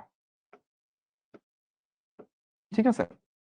তো প্রতি দুইটা নিস্পন্দ বিন্দুর মাঝে কতটুকু থাকে, λ/2 থাকে। এরকম কয়টা লুপ আসছে, 1টা 2টা 3টা 4টা 5টা 6টা 7টা 8টা, 8টা লুপ আসছে। 8টা লুপের মধ্যে কতটুকু দৈর্ঘ্য কভার করছে, 8 × λ/2, দ্যাট মিনস 4 ল্যামডা। এই 4 ল্যামডার দৈর্ঘ্য কত, 2 মিটার। তাহলে এখান থেকে ল্যামডা কত, 2/4 দ্যাট মিনস হচ্ছে 0.5 মিটার। আমাকে বলছে কি তরঙ্গের বেগ কত, v equals to F lambda, তার মানে হচ্ছে 330 ইন্টু ল্যামডা পাইলাম কত 0.5, গুণ করলে কত আসে 165। সো 165 কোথায় আছে, খতে, তাই না? এই তাহলে খ রাইট অ্যান্সার হওয়া উচিত 165। এই যে 165 হচ্ছে রাইট অ্যান্সার। ওকে, এটাও কোথায় আসছিল, এটাও কিন্তু সাস্টে আসছিল। দেখছেন, যখনই সাস্টের প্রশ্ন আসে তখনই কিন্তু এটা স্পেশাল কিছু একটা হয়ে যায়। তাহলে আমাদের পরের অঙ্কটা দেখি আমরা। পরের অঙ্কটা হচ্ছে এরকম, আমরা অলমোস্ট 1 ঘন্টা কভার করছি। 1 ঘন্টায় অনেকগুলা ম্যাথ সলভ হয়ে গেছে। আপনারা কি ধরতে পারছেন নাকি ভাইয়া একা একাই করলাম, আপনারা যা দেখে গেলেন? একটু কমেন্ট করে জানায়েন তো ভাই আপনারা ধরতে পারতেছেন কিনা।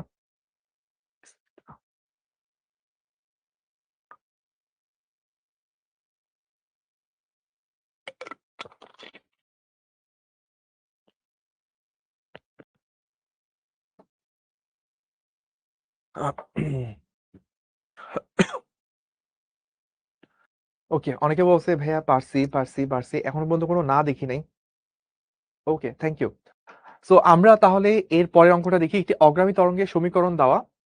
আচ্ছা, তারপর বলছে যে আমাদের এখান থেকে কম্পাঙ্ক বের করতে হবে এবং ইয়া বের করতে হবে, কোনো সমস্যা নেই। So Y is equals to কত দেওয়া 0.2, বের করতে হবে কি আমাকে কম্পাঙ্ক আর বেগ, এই দুটা চাইছে।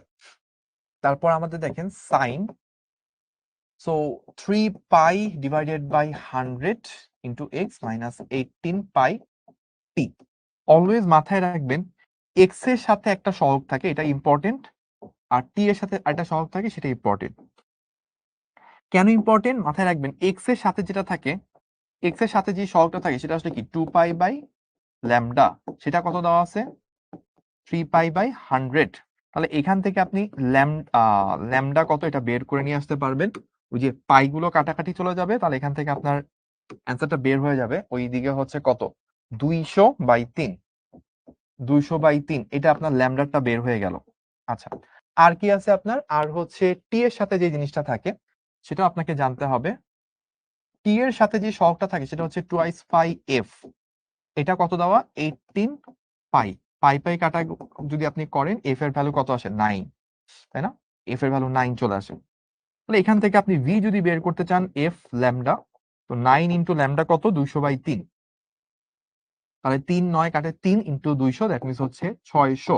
এটা হচ্ছে আপনি বেগ পেয়ে গেলেন, আর কম্পাঙ্ক তো 9, এটাও পেয়ে গেলেন। তো 9 আর 600 কোথায় আছে, এটা 9 600 হচ্ছে গতে আছে। তো গ should be the right answer. এটা কোথায় আসছে, এটাও সাস্টে আসছে, বাট এটা অত কঠিন ছিল না, এটা মোটামুটি সহজ ছিল। তাহলে এইটুকু ক্লিয়ার, এইটুকু ডান। ওকে, তাহলে আমরা পরেরটাতে যাই। বলছে সরল দোলন গতি সম্পন্ন কোনো কণার বিস্তার, এটাকে এক্স দ্বারা প্রকাশ করছে, শক্তি হচ্ছে ই। বলছে শক্তি দ্বিগুণ এবং 3 গুণ করতে হলে বিস্তার কত হইতে হবে।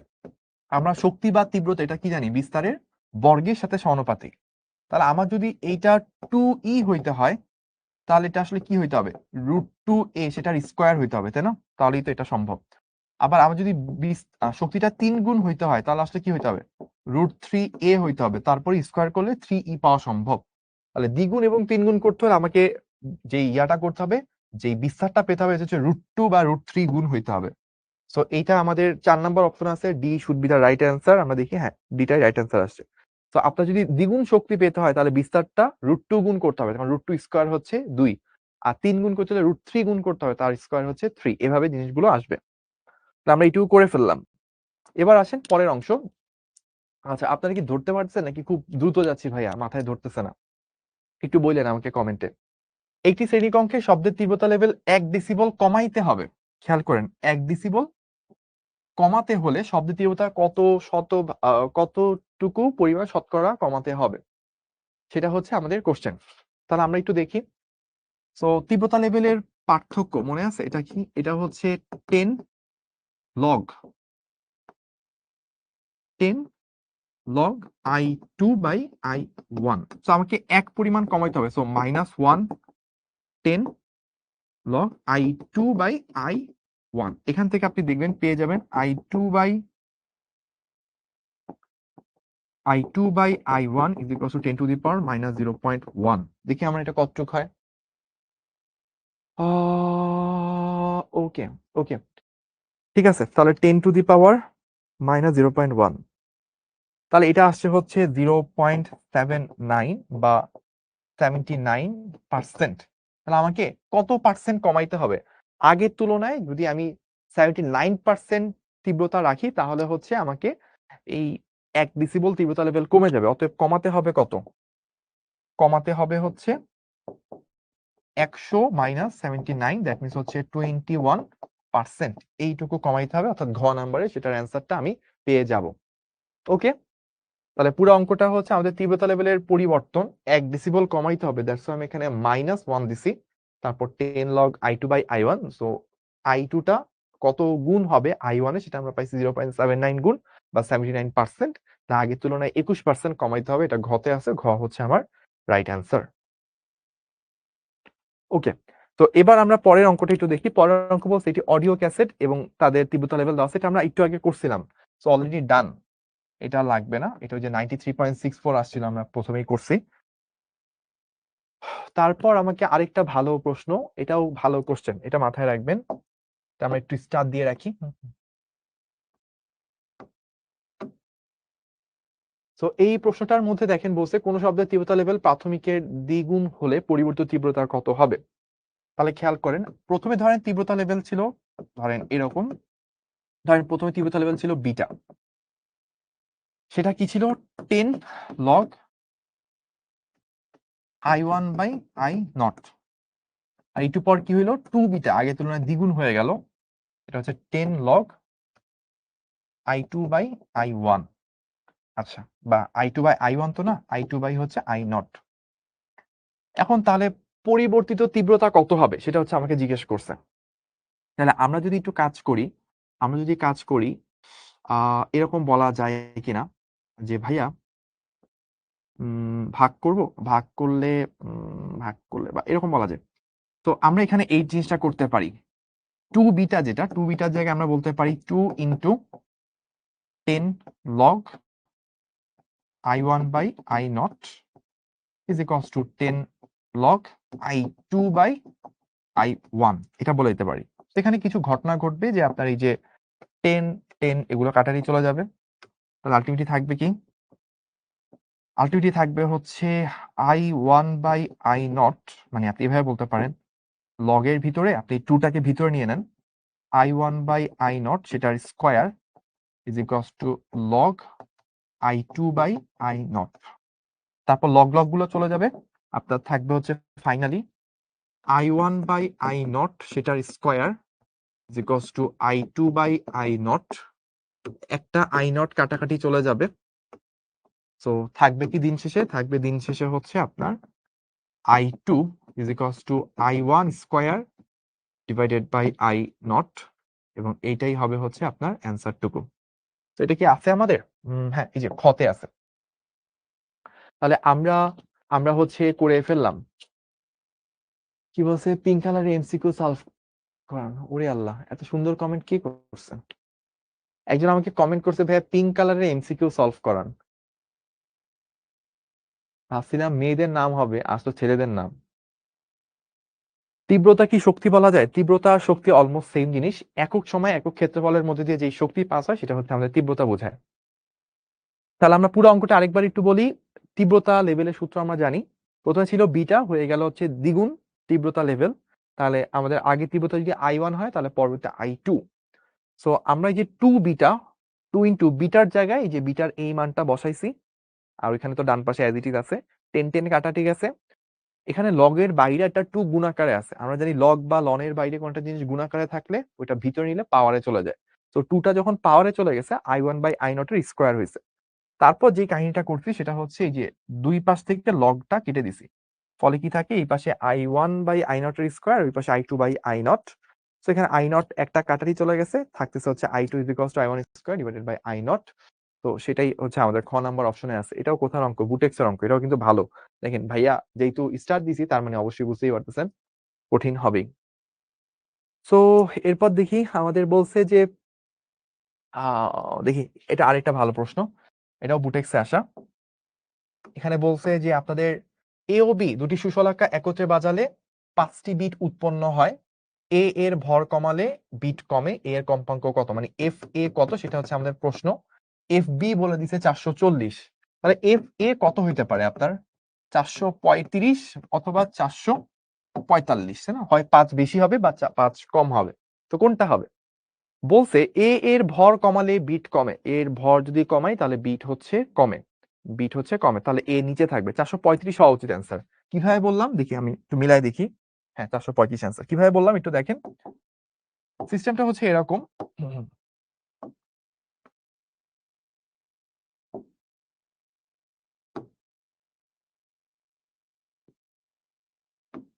এটা হচ্ছে এফ বি, এটা হচ্ছে এফ বি, এটা দেওয়া ছিল কত? 440। এফ এ হইতে পারে কি 445 হইতে পারে, অথবা 435 হইতে পারে। এখন আপনি চিন্তা করেন, যদি আপনি এইটাকে এফ এ ধরে নেন, এটার মধ্যে আপনি কি করলেন, এটার মধ্যে হচ্ছে আপনি এ এর ভর কমাইছেন। এইটার যদি আপনি ভর কমান তাহলে ওর ফ্রিকোয়েন্সি কি বেড়ে যাবে? ওর ফ্রিকোয়েন্সি যদি বেড়ে যায় তাহলে আগেই তো ডিফারেন্স কত করেছিল? 5 করেছিল, তাই না? ওর ফ্রিকোয়েন্সি যদি বেড়ে যায় তাহলে ডিফারেন্সটা কি আরো বেশি হওয়ার কথা, মানে বিট সংখ্যা বেড়ে যাওয়ার কথা। কিন্তু বলছে কি বিট কমে, তাহলে এইটা হইতে পারে না। এবার আপনি 435 কে অ্যান্সার চিন্তা করেন, 435 কে যদি আপনি নেন তাহলে ওর মধ্যে ভর কমাইলে ওর তো কি হবে, আস্তে আস্তে এটা উপরের দিকে চলে যাবে। এটা যেরকম উপরে গেলে এরকম যাইতো, এখানে এরকম চলে আসবে। আগে ছিল 5, এখন কি পার্থক্যটা কমে গেছে, তাহলে বিট সংখ্যা কমার কথা, বিট সংখ্যা কমছে, তার মানে 435টা ম্যাচ করছে, বি হবে হচ্ছে অ্যান্সার 435 হার্টজ। এবার হচ্ছে আমাকে দেওয়া, এটা আপনাদের লাগবে না, এটা হচ্ছে আমাদের ইয়ার সাথে রিলেটেড, ডপলার ইফেক্ট। এটা ডপলার ইফেক্টের সাথে রিলেটেড। ডপলার ইফেক্ট এখন আমাদের সিলেবাসে নাই, সো এটা আপনি স্কিপ করতে পারেন। আর আপনারা ডপলার ইফেক্টটা কি এটা শিখতে চান কিনা আমাকে একটু কমেন্ট করে জানান। আমরা যদি দেখি যে বেশ ভালো পরিমাণ কমেন্ট আসছে, তাহলে হচ্ছে আমরা চেষ্টা করব আগামীতে আরো 2টা ক্লাস আছে, সিকিউ সলভিং এবং স্পেশাল প্রবলেম সলভিং। এটা একটু বড় টপিক, একটু সময় নিয়ে বুঝাইতে হবে, আধা ঘন্টার কাছাকাছি লেগে যায়, ডপলার আরো বেশি লাগে এই ডপলার ইফেক্টটা বুঝাইতে। আজকে তো আর ওইরকম টাইম নেই। আপনাদের ক্লাস শেষে আমার আরেকটা ক্লাস আছে, রেকর্ড করতে হবে, নাইলে নিয়ে নিতাম আর কি। অনেকেই বলছেন ইয়েস, আপনারা ইন্টারেস্টেড বলছেন। আসলে কি সবাই ইন্টারেস্টেড, নাকি একই মানুষজন বারবার কমেন্ট করতেছেন? আমি বুঝতেছি না যদিও। শিখতে চাই, ওকে। শিখতে চাইলে তাহলে আমরা নেক্সট ক্লাসটা যদি রাতের দিকে হয়ে থাকে, নেক্সট ক্লাসটা রাতের দিকে হয়ে থাকলে আমরা ক্লাসটা আধা ঘন্টা 1 ঘন্টা এক্সটেন্ড করা লাগবে। ডপলার ইফেক্ট মোটামুটি আধা ঘন্টা থেকে 1 ঘন্টা লাগে ফুললি শেষ করতে। ওইটুকু সময় হাতে নিয়ে থাকবেন, তাহলে পরের ক্লাসে, হ্যাঁ ভাই, আজকে 8:40 পর্যন্ত হলেই হবে। তো আমরা পরের ক্লাসে বা হচ্ছে পরের 2টা ক্লাসে যে কোনো একটা ক্লাসে আমরা শেষ দিকে যাই ডপলার ইফেক্টটা পড়ে ফেলবো। এটা খুবই সহজ, মানে সূত্র পারার পর এইটা সলভ করা খুব একটা টাফ না। আপাতত যেহেতু ডপলার ইফেক্ট আমাদের সিলেবাসে নাই, আমরা স্কিপ করতেছি। আপনারা একটু জানায়েন আমাকে, যদি মনে হয় যে দরকার আমরা পড়ে নিব, আধা ঘন্টা 1 ঘন্টা টাইম লাগবে আর কি। একটি শব্দ তরঙ্গ বায়ুতে এত দূরত্ব, শব্দ তরঙ্গের তরঙ্গ দৈর্ঘ্য এত হলে পর্যায়কাল কত হবে? সিম্পল অঙ্ক। সো 3 মিনিটে এত দূরত্ব অতিক্রম করে, ভি ইজ ইকুয়ালস টু কি, 1080 ডিভাইডেড বাই 3 মিনিটে, 3 মিনিট মানে হচ্ছে 180 সেকেন্ড। তাহলে এখান থেকে আমরা শব্দের বেগ পেয়ে যাব, বায়ুতে শব্দের বেগ। শব্দ তরঙ্গ মিনিটে এত, আচ্ছা 1080 ডিভাইডেড বাই 3 ইন্টু 180, এটা হচ্ছে 2 মিটার পার সেকেন্ড আসছে। ওকে, এবার বলছে তরঙ্গ দৈর্ঘ্য এত হইলে পর্যায়কাল কত? V is equals two F lambda. So আমরা এখান থেকে পাচ্ছি 2 is equals two F into lambda কত, 0.6। তাহলে এখান থেকে এফ পাবো 2/0.6, টি তাহলে কত, 1/f, দ্যাট মিনস 0.6/2। তাহলে দেখি কত আসে, 0.6/2, তাহলে 0.3 সেকেন্ড। কোথায় আছে এটা? নান অফ দেম, কোথাও নাই এটা। 0.1 সেকেন্ড, না ভাই একটু ক্যালকুলেট করি।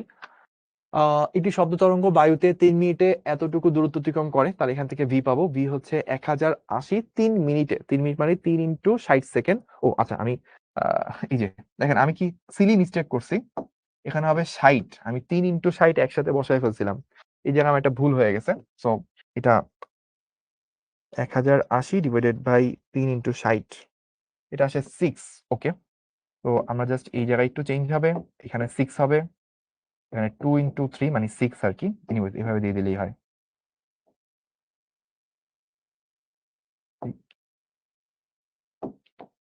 6/0.6, দ্যাট মিনস এখানে হচ্ছে আরেকটা 6 আসবে, এখান থেকে চলে আসবে 0.1 সেকেন্ড। এটা হচ্ছে ঘতে আছে, তো ঘ হচ্ছে রাইট অ্যান্সার। ওকে ওকে, সো আমরা এইটুকু পেয়ে গেলাম। কোন শব্দের তীব্রতা প্রমাণিত হবে কত গুণ হলে তীব্রতা লেভেল 20 ডেসিবল হবে। তো আমাদের তীব্রতা লেভেল দেওয়া আছে, শব্দের তীব্রতাটা কত জানতে চাইছে। 10 লগ I/I0। তো এখানে আমাদের বলে দেওয়া আছে 20, আর এখানে তো আমরা জানি 10 লগ, এখানে আমরা I/I0 কত জানি, 10⁻⁻12। তাহলে এখান থেকে আমাদের চলে আসবে, দেখবেন আইটা আসবে 10⁻10 watt per metre square. So কত গুণ করতে হবে, অবশ্যই হচ্ছে 100 গুণ করতে হবে। যদি ভাগ দেন I/I0, দেখবে এটা 100 চলে আসবে, 100 গুণ করা লাগবে। ঠিক আছে, এবার বলছে ইসি তাপমাত্রায় চাপ বাড়ালে শব্দের কি হবে। শব্দ একই থাকবে। যদি আপনি চাপ বাড়ান কিন্তু তাপমাত্রা সেম আছে, তাহলে আপনার শব্দটা যেই বেগে আছে ওই বেগেই যাবে।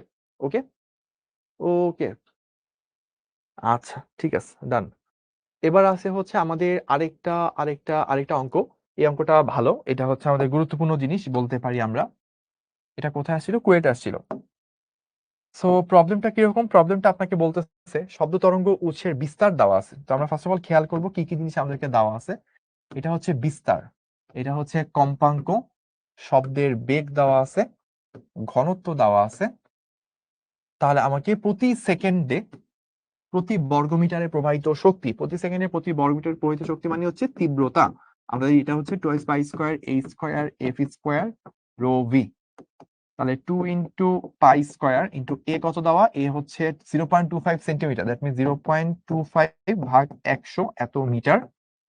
এফ এফ দেওয়া আছে 400, সেটার স্কোয়ার, ইন্টু রো কত দেওয়া আছে, রো হচ্ছে 1.29, ইন্টু হচ্ছে ভি 332। দেখি কত আসে overall.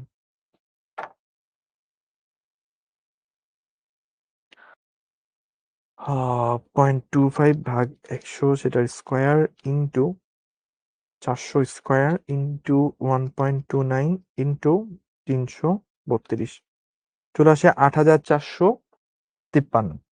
8453 watt per metre square, 8453। তো 8.45 এর কাছাকাছি কি আছে, 8.45। এটা হবে না, এটা হবে না, 8.45 এইটা কাছাকাছি যায়। সো 8.47। দেখি আমাদের অ্যান্সার, হ্যাঁ 4 নাম্বারটা হচ্ছে কাছাকাছি যায়। 45 আসছে, তো ওরা হচ্ছে 47 ধরছে, কোনো সমস্যা নেই। ও 293 আছে, আমি 29 পর্যন্ত দিয়ে রেখে দিচ্ছিলাম, এই জন্য হচ্ছে পার্থক্য আসছে। তাহলে ডান, এইটুকু আমরা করে ফেললাম। এবার পরেরটাতে যাই।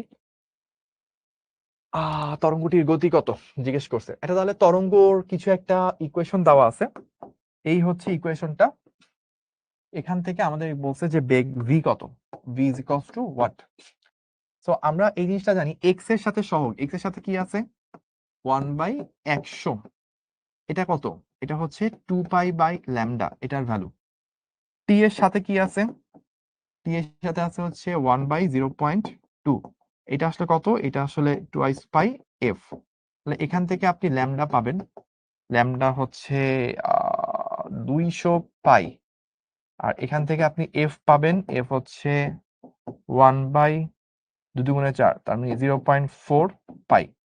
তাহলে আপনি এখান থেকে ভি পাবেন F lambda, that means 1/0.4π into 200π। একটা পাই অবশ্যই আপনার কাটাকাটি চলে যাবে, 200/4 50 হওয়ার কথা, একটু বেশি হবে, মানে একটা বেশি শূন্য হবে, that means 500 metre per second আসা উচিত। কোথায় আছে, এই সেন্টিমিটার পার সেকেন্ড না, মিটার পার সেকেন্ড। আচ্ছা একটা জিনিস একটু খেয়াল রাখেন, এক্সটা কিসে দেওয়া, এক্স হচ্ছে সেন্টিমিটারে, এক্স সেন্টিমিটারে, তার মানে আমার অ্যান্সারটা আসবে কি সেন্টিমিটার পার সেকেন্ড। কারণ বলছে দেখেন এক্স কিসে দেওয়া, এই যে এক্স এক্স দেওয়া হচ্ছে সেন্টিমিটারে, তাহলে আপনার এখান থেকে এই যে জিনিসটা আসছে এটা কিন্তু সেন্টিমিটারে আসছে। সো আপনার বেগটাও সেন্টিমিটার পার সেকেন্ডে আসবে। 500 সেন্টিমিটার পার সেকেন্ড, এটা হচ্ছে রাইট অ্যান্সার। এই যে 500 সেন্টিমিটার পার সেকেন্ড, এটা হচ্ছে অ্যান্সার। ডান, তাহলে এইটুকু আমরা করে ফেললাম। ওকে,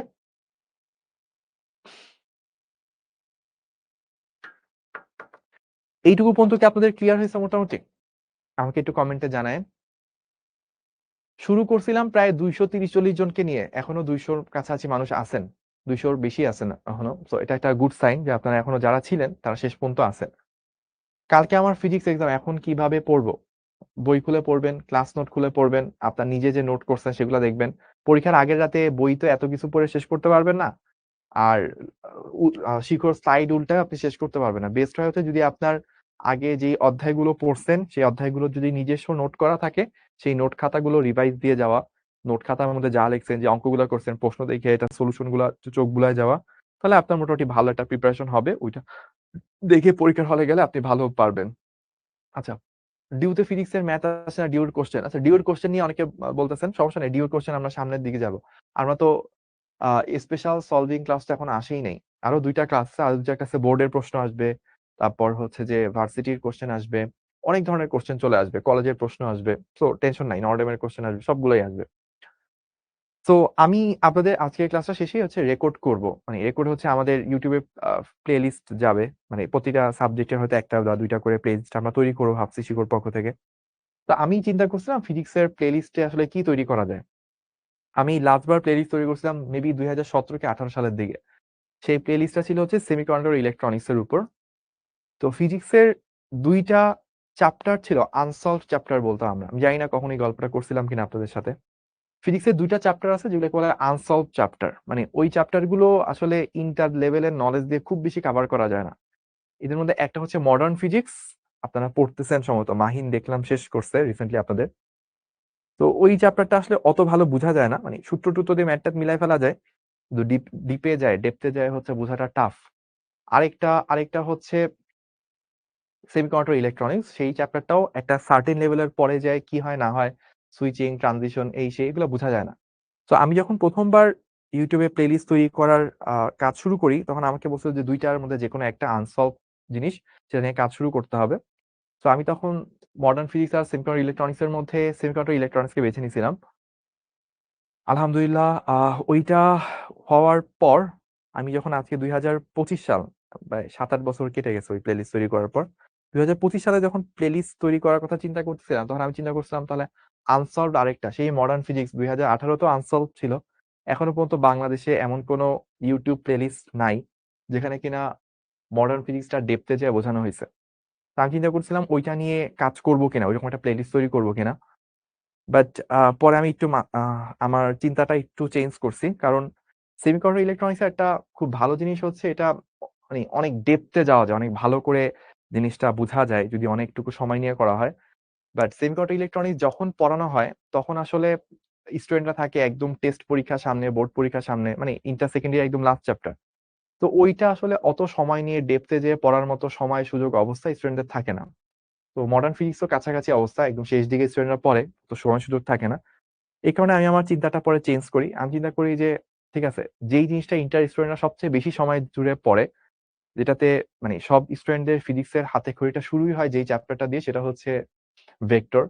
তো এই আমার মনে হয় এই ভেক্টর চ্যাপ্টার নিয়ে কাজ করা যেতে পারে, যেটা হচ্ছে যে হয়তো অনেকেরই প্রথম দিকে সময় থাকবে বেশি, অনেকটুকু সময় নিয়ে কাজ করবে, ওই চ্যাপ্টারটা থেকে অনেক কিছু জানতে শিখতে পারবে। তো পরে আমি চিন্তা করলাম ঠিক আছে ভেক্টর চ্যাপ্টার নিয়ে কাজ করি। আমি জানি না যে আমি মনে হয় 7-8 বছর পরে আবার এই ভেক্টরের প্লেলিস্ট শুরু করব। মা সে তখন পড়াতাম হচ্ছে, তখন যখন আমরা প্লেলিস্ট করতাম, প্লেলিস্টের মধ্যে তখন কোনো মানে তখনও হচ্ছে ডিজিটাল বোর্ড গুলো আসে নাই বাংলাদেশে। তখন হচ্ছে সাদা কালো হোয়াইট বোর্ডে হচ্ছে পড়ানো হইতো, ডাস্টার থাকতো, মার্কার থাকতো। এখন তো হচ্ছে সিস্টেম চেঞ্জ হয়ে গেছে। 7 বছর পর আবার সেই ইউটিউবের জন্য প্লেলিস্ট তৈরি করতেছি।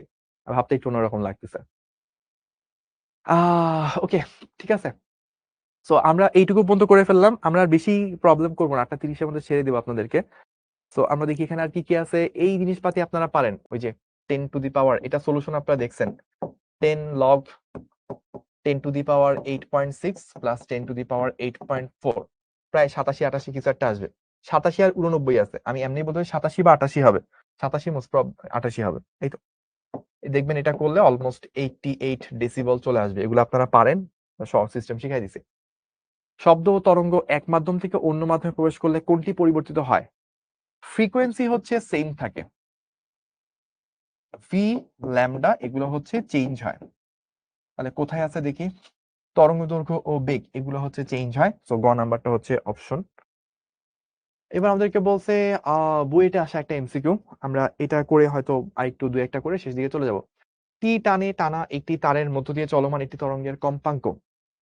আহ টি টানে টানা একটি তারের মধ্যে দিয়ে চলমান একটি তরঙ্গের কম্পাঙ্ক এফ, তাহলে এফ দেওয়া আছে, আর তরঙ্গ দৈর্ঘ্য ল্যাম্ডা দেওয়া আছে। যদি তারের টান বৃদ্ধি করে 4 গুণ করা হয়, তরঙ্গের কম্পাঙ্ক আনচেঞ্জ থাকে, তাহলে তরঙ্গ দৈর্ঘ্য কত হবে?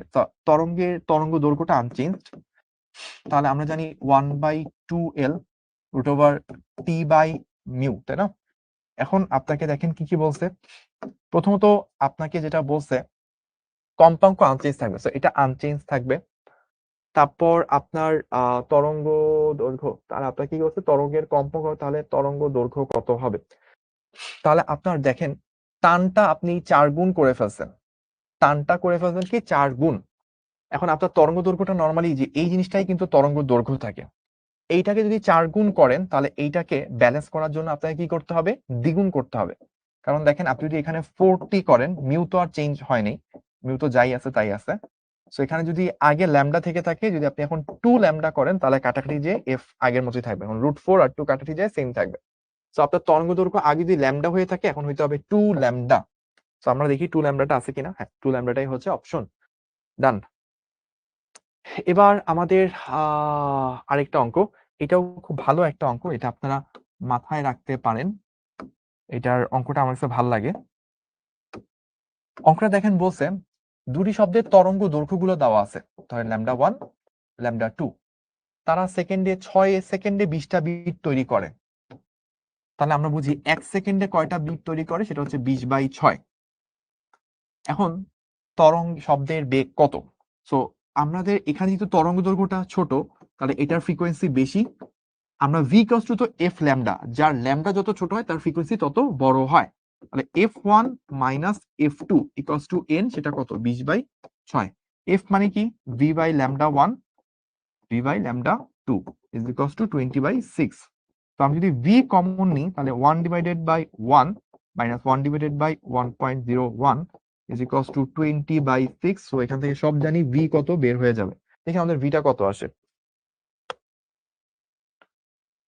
20/6, 1 মাইনাস 1.01 ইনভার্স। সো চলে আসে হচ্ছে আমাদের 336। কোথায় আছে এটা? 337 আছে। সো ঘ, গরুর গ, সেটা হচ্ছে রাইট অ্যান্সার। এই তো পেয়ে গেলাম। আমার টাইম মনে হয় প্রায় শেষের দিকে, তাই না? আমার টাইম প্রায় শেষের দিকে। আমি এখন আপনাদেরকে আর একটা দুইটা অঙ্ক করে শেষ করে দিব।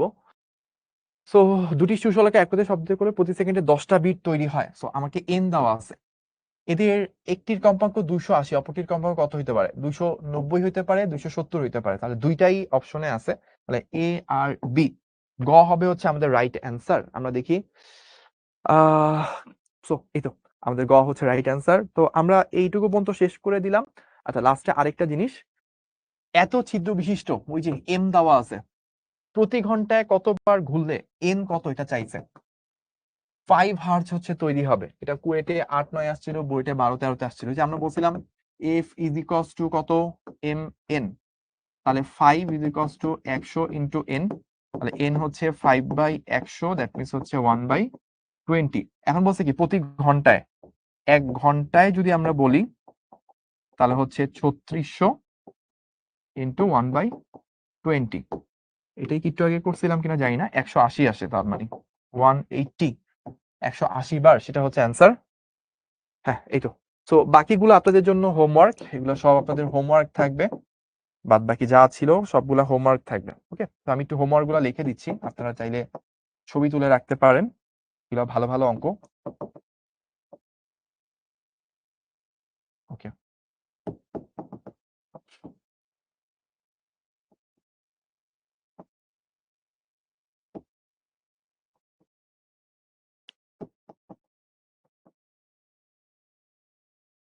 এবং কয়েকটা হোমওয়ার্ক দিয়ে আমরা আমরা হচ্ছে যে শেষ করে দিলাম। ও আরেকটা জিনিস ছিল, আপনাদের ফর্মুলাগুলো সবগুলো লিখে দেওয়ার কথা ছিল, আমি ফর্মুলাগুলো লিখে দিচ্ছি। তো যারা চান লিভ দিতে পারেন, আর যারা মনে করেন যে না শেষ পর্যন্ত একটু ফর্মুলাগুলো দেখবেন, তারা ভাইয়ের সাথে থাকতে পারেন।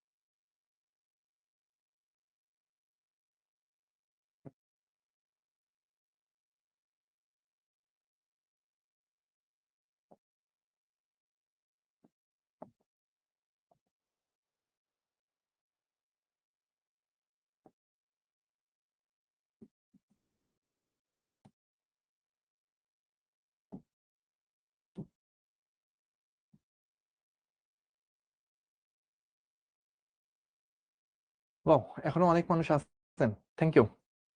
সো আমরা অনেকগুলো সূত্র লিখলাম, দশা পার্থক্য, পথ পার্থক্য, তরঙ্গের বেগ, এফ ল্যামডা, পর্যায়কালের সূত্র, অগ্রামী তরঙ্গের সমীকরণগুলো। তো এটা একটু বলে দিই, এটা হচ্ছে অগ্রামী তরঙ্গের সমীকরণ ছিল।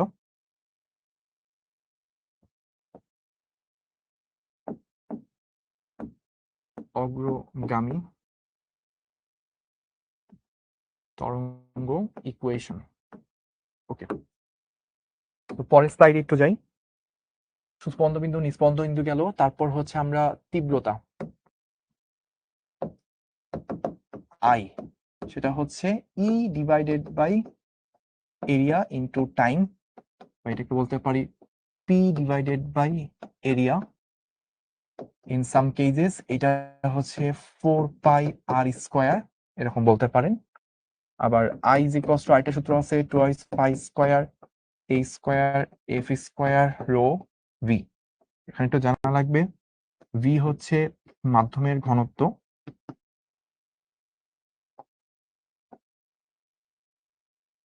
রো হচ্ছে মাধ্যমের বেগ, মাধ্যমের ঘনত্ব, এফ এফ হচ্ছে কম্পাঙ্ক, আর এ হচ্ছে বিস্তার। তীব্রতা গেল, তারপর কি আছে? তারপর হচ্ছে অনুনাদ, তো আমরা জানি। তারপর হচ্ছে অনুনাদের পর হচ্ছে শব্দোচ্চতা, লগ আই। একক কি? একক হচ্ছে ফন বা 10 লগ আই, এটা হচ্ছে ডেসিফন। তারপর যেটা থাকে সেটা হচ্ছে তীব্রতা লেভেল,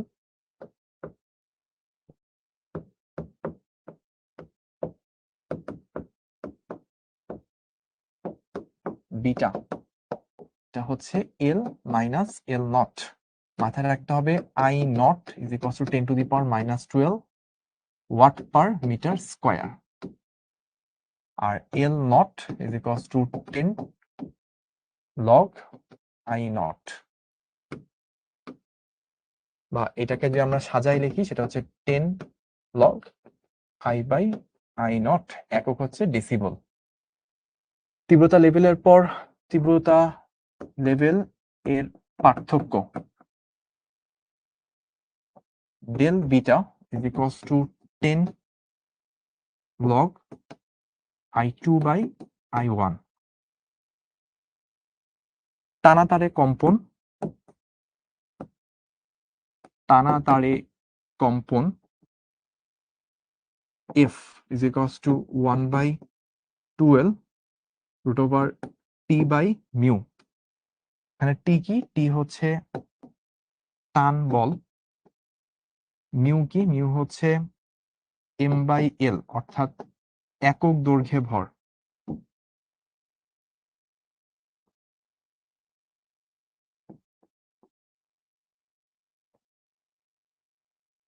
L কি? L হচ্ছে সুতার দৈর্ঘ্য।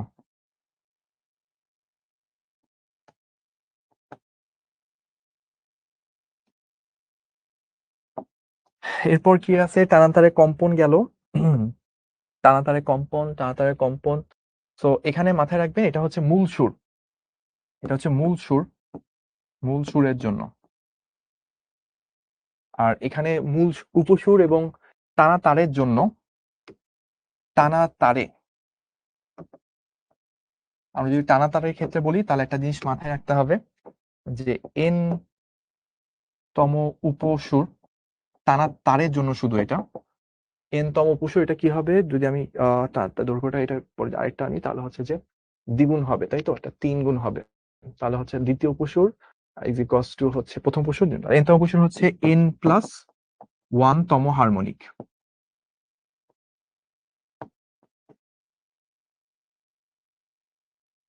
এটা টানা তারের জন্য, ঠিক আছে? তারপর আছে কি বিট। বিটের ক্ষেত্রে আমরা কি জানি? বিটের ক্ষেত্রে আমরা জানি হচ্ছে এন হচ্ছে F1 ডিফারেন্স F2, ভর কমালে বা ঘর্ষণ করলে করলে ফ্রিকোয়েন্সি কি হয়, বাড়ে। আর ভর বাড়ালে বা মোম লাগালে তখন কি হয়, ফ্রিকোয়েন্সি কমে। বিট গেল, বিটের পর কি আছে, অনুনাদ গেল, তারপর একমুখ খোলা নল। একমুখ খোলা নল, এখানে আমাদের যেটা আসে সেটা হচ্ছে কি, সেটা হচ্ছে যে আমাদের সিস্টেমটা কিরকম আসে, সিস্টেমটা হচ্ছে এই রকম সিস্টেম থাকে, এই তো সিস্টেম থাকে। তো আমাদের ফ্রিকোয়েন্সি আসে বা যেটাই বলেন না কেন, ফ্রিকোয়েন্সি কি ভি বাই ল্যামডা, তো so V divided by 4L আসে, এটা হচ্ছে মূল সুর। আর একটা জিনিস মাথায় রাখতে হয়, এনতম উপসুর 2n+1 তম হারমোনিক। আমরা দেখছিলাম দ্বিতীয়, মানে প্রথম উপসুর যেটা সেটা হচ্ছে তৃতীয় হারমোনিক আসে, 3 গুণ হয়ে যায়, তারপরেরটা মনে হয় 5 গুণ হয়, এরকম আসে, তাই না? তো আর যদি দুই মুখ খোলা নল বলি বা উভয় মুখ খোলা নল,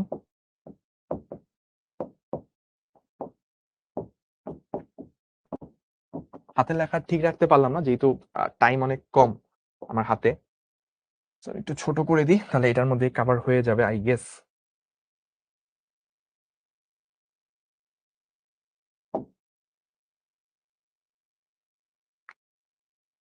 উভয় মুখ খোলা নল যেটা হয়, সিস্টেমটা থাকে হচ্ছে এই রকম। সো এখানে ঘটনাটা দাঁড়ায় এই রকম, এখানে চলে আসে হচ্ছে L is equals to lambda by 2, এখানে আসছিল L is equals to lambda by 4। So মূল সুর যদি আমরা বলি, মূল সুর F হচ্ছে V ডিভাইডেড বাই 2L এরকম থাকে। আর এই ক্ষেত্রে হচ্ছে n তম উপসুর is equals to n+1 তম হারমোনিক, এই জিনিসগুলো চলে আসে। ওকে, তো এই তো মোটামুটি এই জিনিসপাতিগুলো হচ্ছে যে আমরা করছিলাম। আর আর কি, আর তো মোটামুটি আরেকটা জিনিস আছে যে F is equals to mn, প্রতিটার আগে নাম দিতে ভুলে গেছি, এই তো। So F equals to mn, এখানে আমরা বলছিলাম যে n কি ছিল, n হচ্ছে যে 1 সেকেন্ডে ঘূর্ণন সংখ্যা, আর m বলছিলাম কি ভাইয়া, m হচ্ছে ছিদ্র সংখ্যা, ছিদ্র সংখ্যা, এই তো। আর আর আর আর কি বলছিলাম, আরেকটা জিনিস একটু মাথায় রাখতে পারেন যে তীব্রতা লেভেলের যে পার্থক্য বলছিলাম, অনেক সময় এটাকে এভাবে প্রকাশ করা যেতে পারে যে 10 log P2 by P1 area same হলে। আর তো কিছু মনে আসতেছে না, টানা তারে কম্পন, এই তো মোটামুটি এগুলোই, মানে এই যদি মনে থাকে তাহলে বেশিরভাগ জিনিস আপনি পেরে যাবেন। তো আমি আমি হচ্ছে বাহ, শেষ পর্যন্ত মোটামুটি 200 জনের মতো ছিলেন, এখন 130 জন আছেন, বেশ ভালো লাগলো দেখে, যে আমি তো কোনো স্পেশাল কাজ করি নাই, জাস্ট এক গাদা সূত্র লিখছি, বাট শেষ পর্যন্ত ছিলেন দেখে খুব ভালো লাগছে। যারা কষ্ট করেছিলেন একটু স্ক্রিনশট নিয়ে রাখেন, শিখবো জীবিত শেয়ার করলে খুশি হব, এবং আরো বেশি খুশি হব যদি আপনি সাথে আপনার ফ্রেন্ডদেরকে, কলেজে আশেপাশে মানুষদেরকে জানান, সূত্রগুলো একসাথে শিখেন। তরঙ্গ চাপের খুব কঠিন একটা টপিক, খুব কঠিন একটা ম্যাথ আপনি আপনার ফ্রেন্ডদেরকে শিখাইছেন, ভালো নিজে ফিল করছেন ফিজিক্সকে, তাহলে আরো বেশি খুশি হবো ইনশাল্লাহ। তো একটু স্ক্রিনশট নিয়ে রাখতে পারেন, এটা হচ্ছে স্ক্রিনশট 1, 1 নাম্বার গেল, তারপর এটা হচ্ছে 2 নাম্বার, ওকে 2 নাম্বার, তো এইটা হচ্ছে 3 নাম্বার, অনেক অনেক সূত্র দেখতেছি আমি নিজেই, বোর্ডের মধ্যে অনেক সূত্র দিয়ে ভরে গেছে। আর লাস্ট অফ অল এটা হচ্ছে মনে হয় 4 নাম্বার, হ্যাঁ এটা 4 নাম্বার এবং last slide for formula, done. So এইটুকু ডান। আমাকে অনেকে জিজ্ঞেস করছে যে আমার ইউটিউবে প্লেলিস্ট আসলে শিখর ইউটিউব চ্যানেল থেকেই যাবে, শিখো দেখে সার্চ দিলে শিখর প্লেলিস্ট চলে আসবে ইউটিউবে, এখান থেকে ইনশাল্লাহ আমাদের প্রথম ফিজিক্সের প্লেলিস্টের যে ভিডিওটা, ইউটিউব প্লেলিস্টের ভিডিও, এটা ইনশাল্লাহ যাবে। তো আজকের ক্লাস এই পর্যন্তই, সবাই ভালো থাকবেন, সুস্থ থাকবেন। নেক্সটে আরো দুইটা ক্লাস আমরা করব। আগামী ক্লাসে সিকিউ সলভিং থাকবে বোর্ডের বা বিভিন্ন জায়গা থেকে, কলেজের ভালো, ভালো কলেজ থেকে বোর্ড থেকে আসা সিকিউ গুলো আমরা সলভ করব এবং যদি সময় পাই তাহলে হচ্ছে আমরা ডপলার ইফেক্টটাও করে ফেলবো। আর তারপর আরেকটা ক্লাস থাকবে অ্যাডভান্স প্রবলেম সলভ করব। তো আজকে এই পর্যন্ত সবাই ভালো থাকবেন। আল্লাহ হাফেজ। আসসালামু আলাইকুম।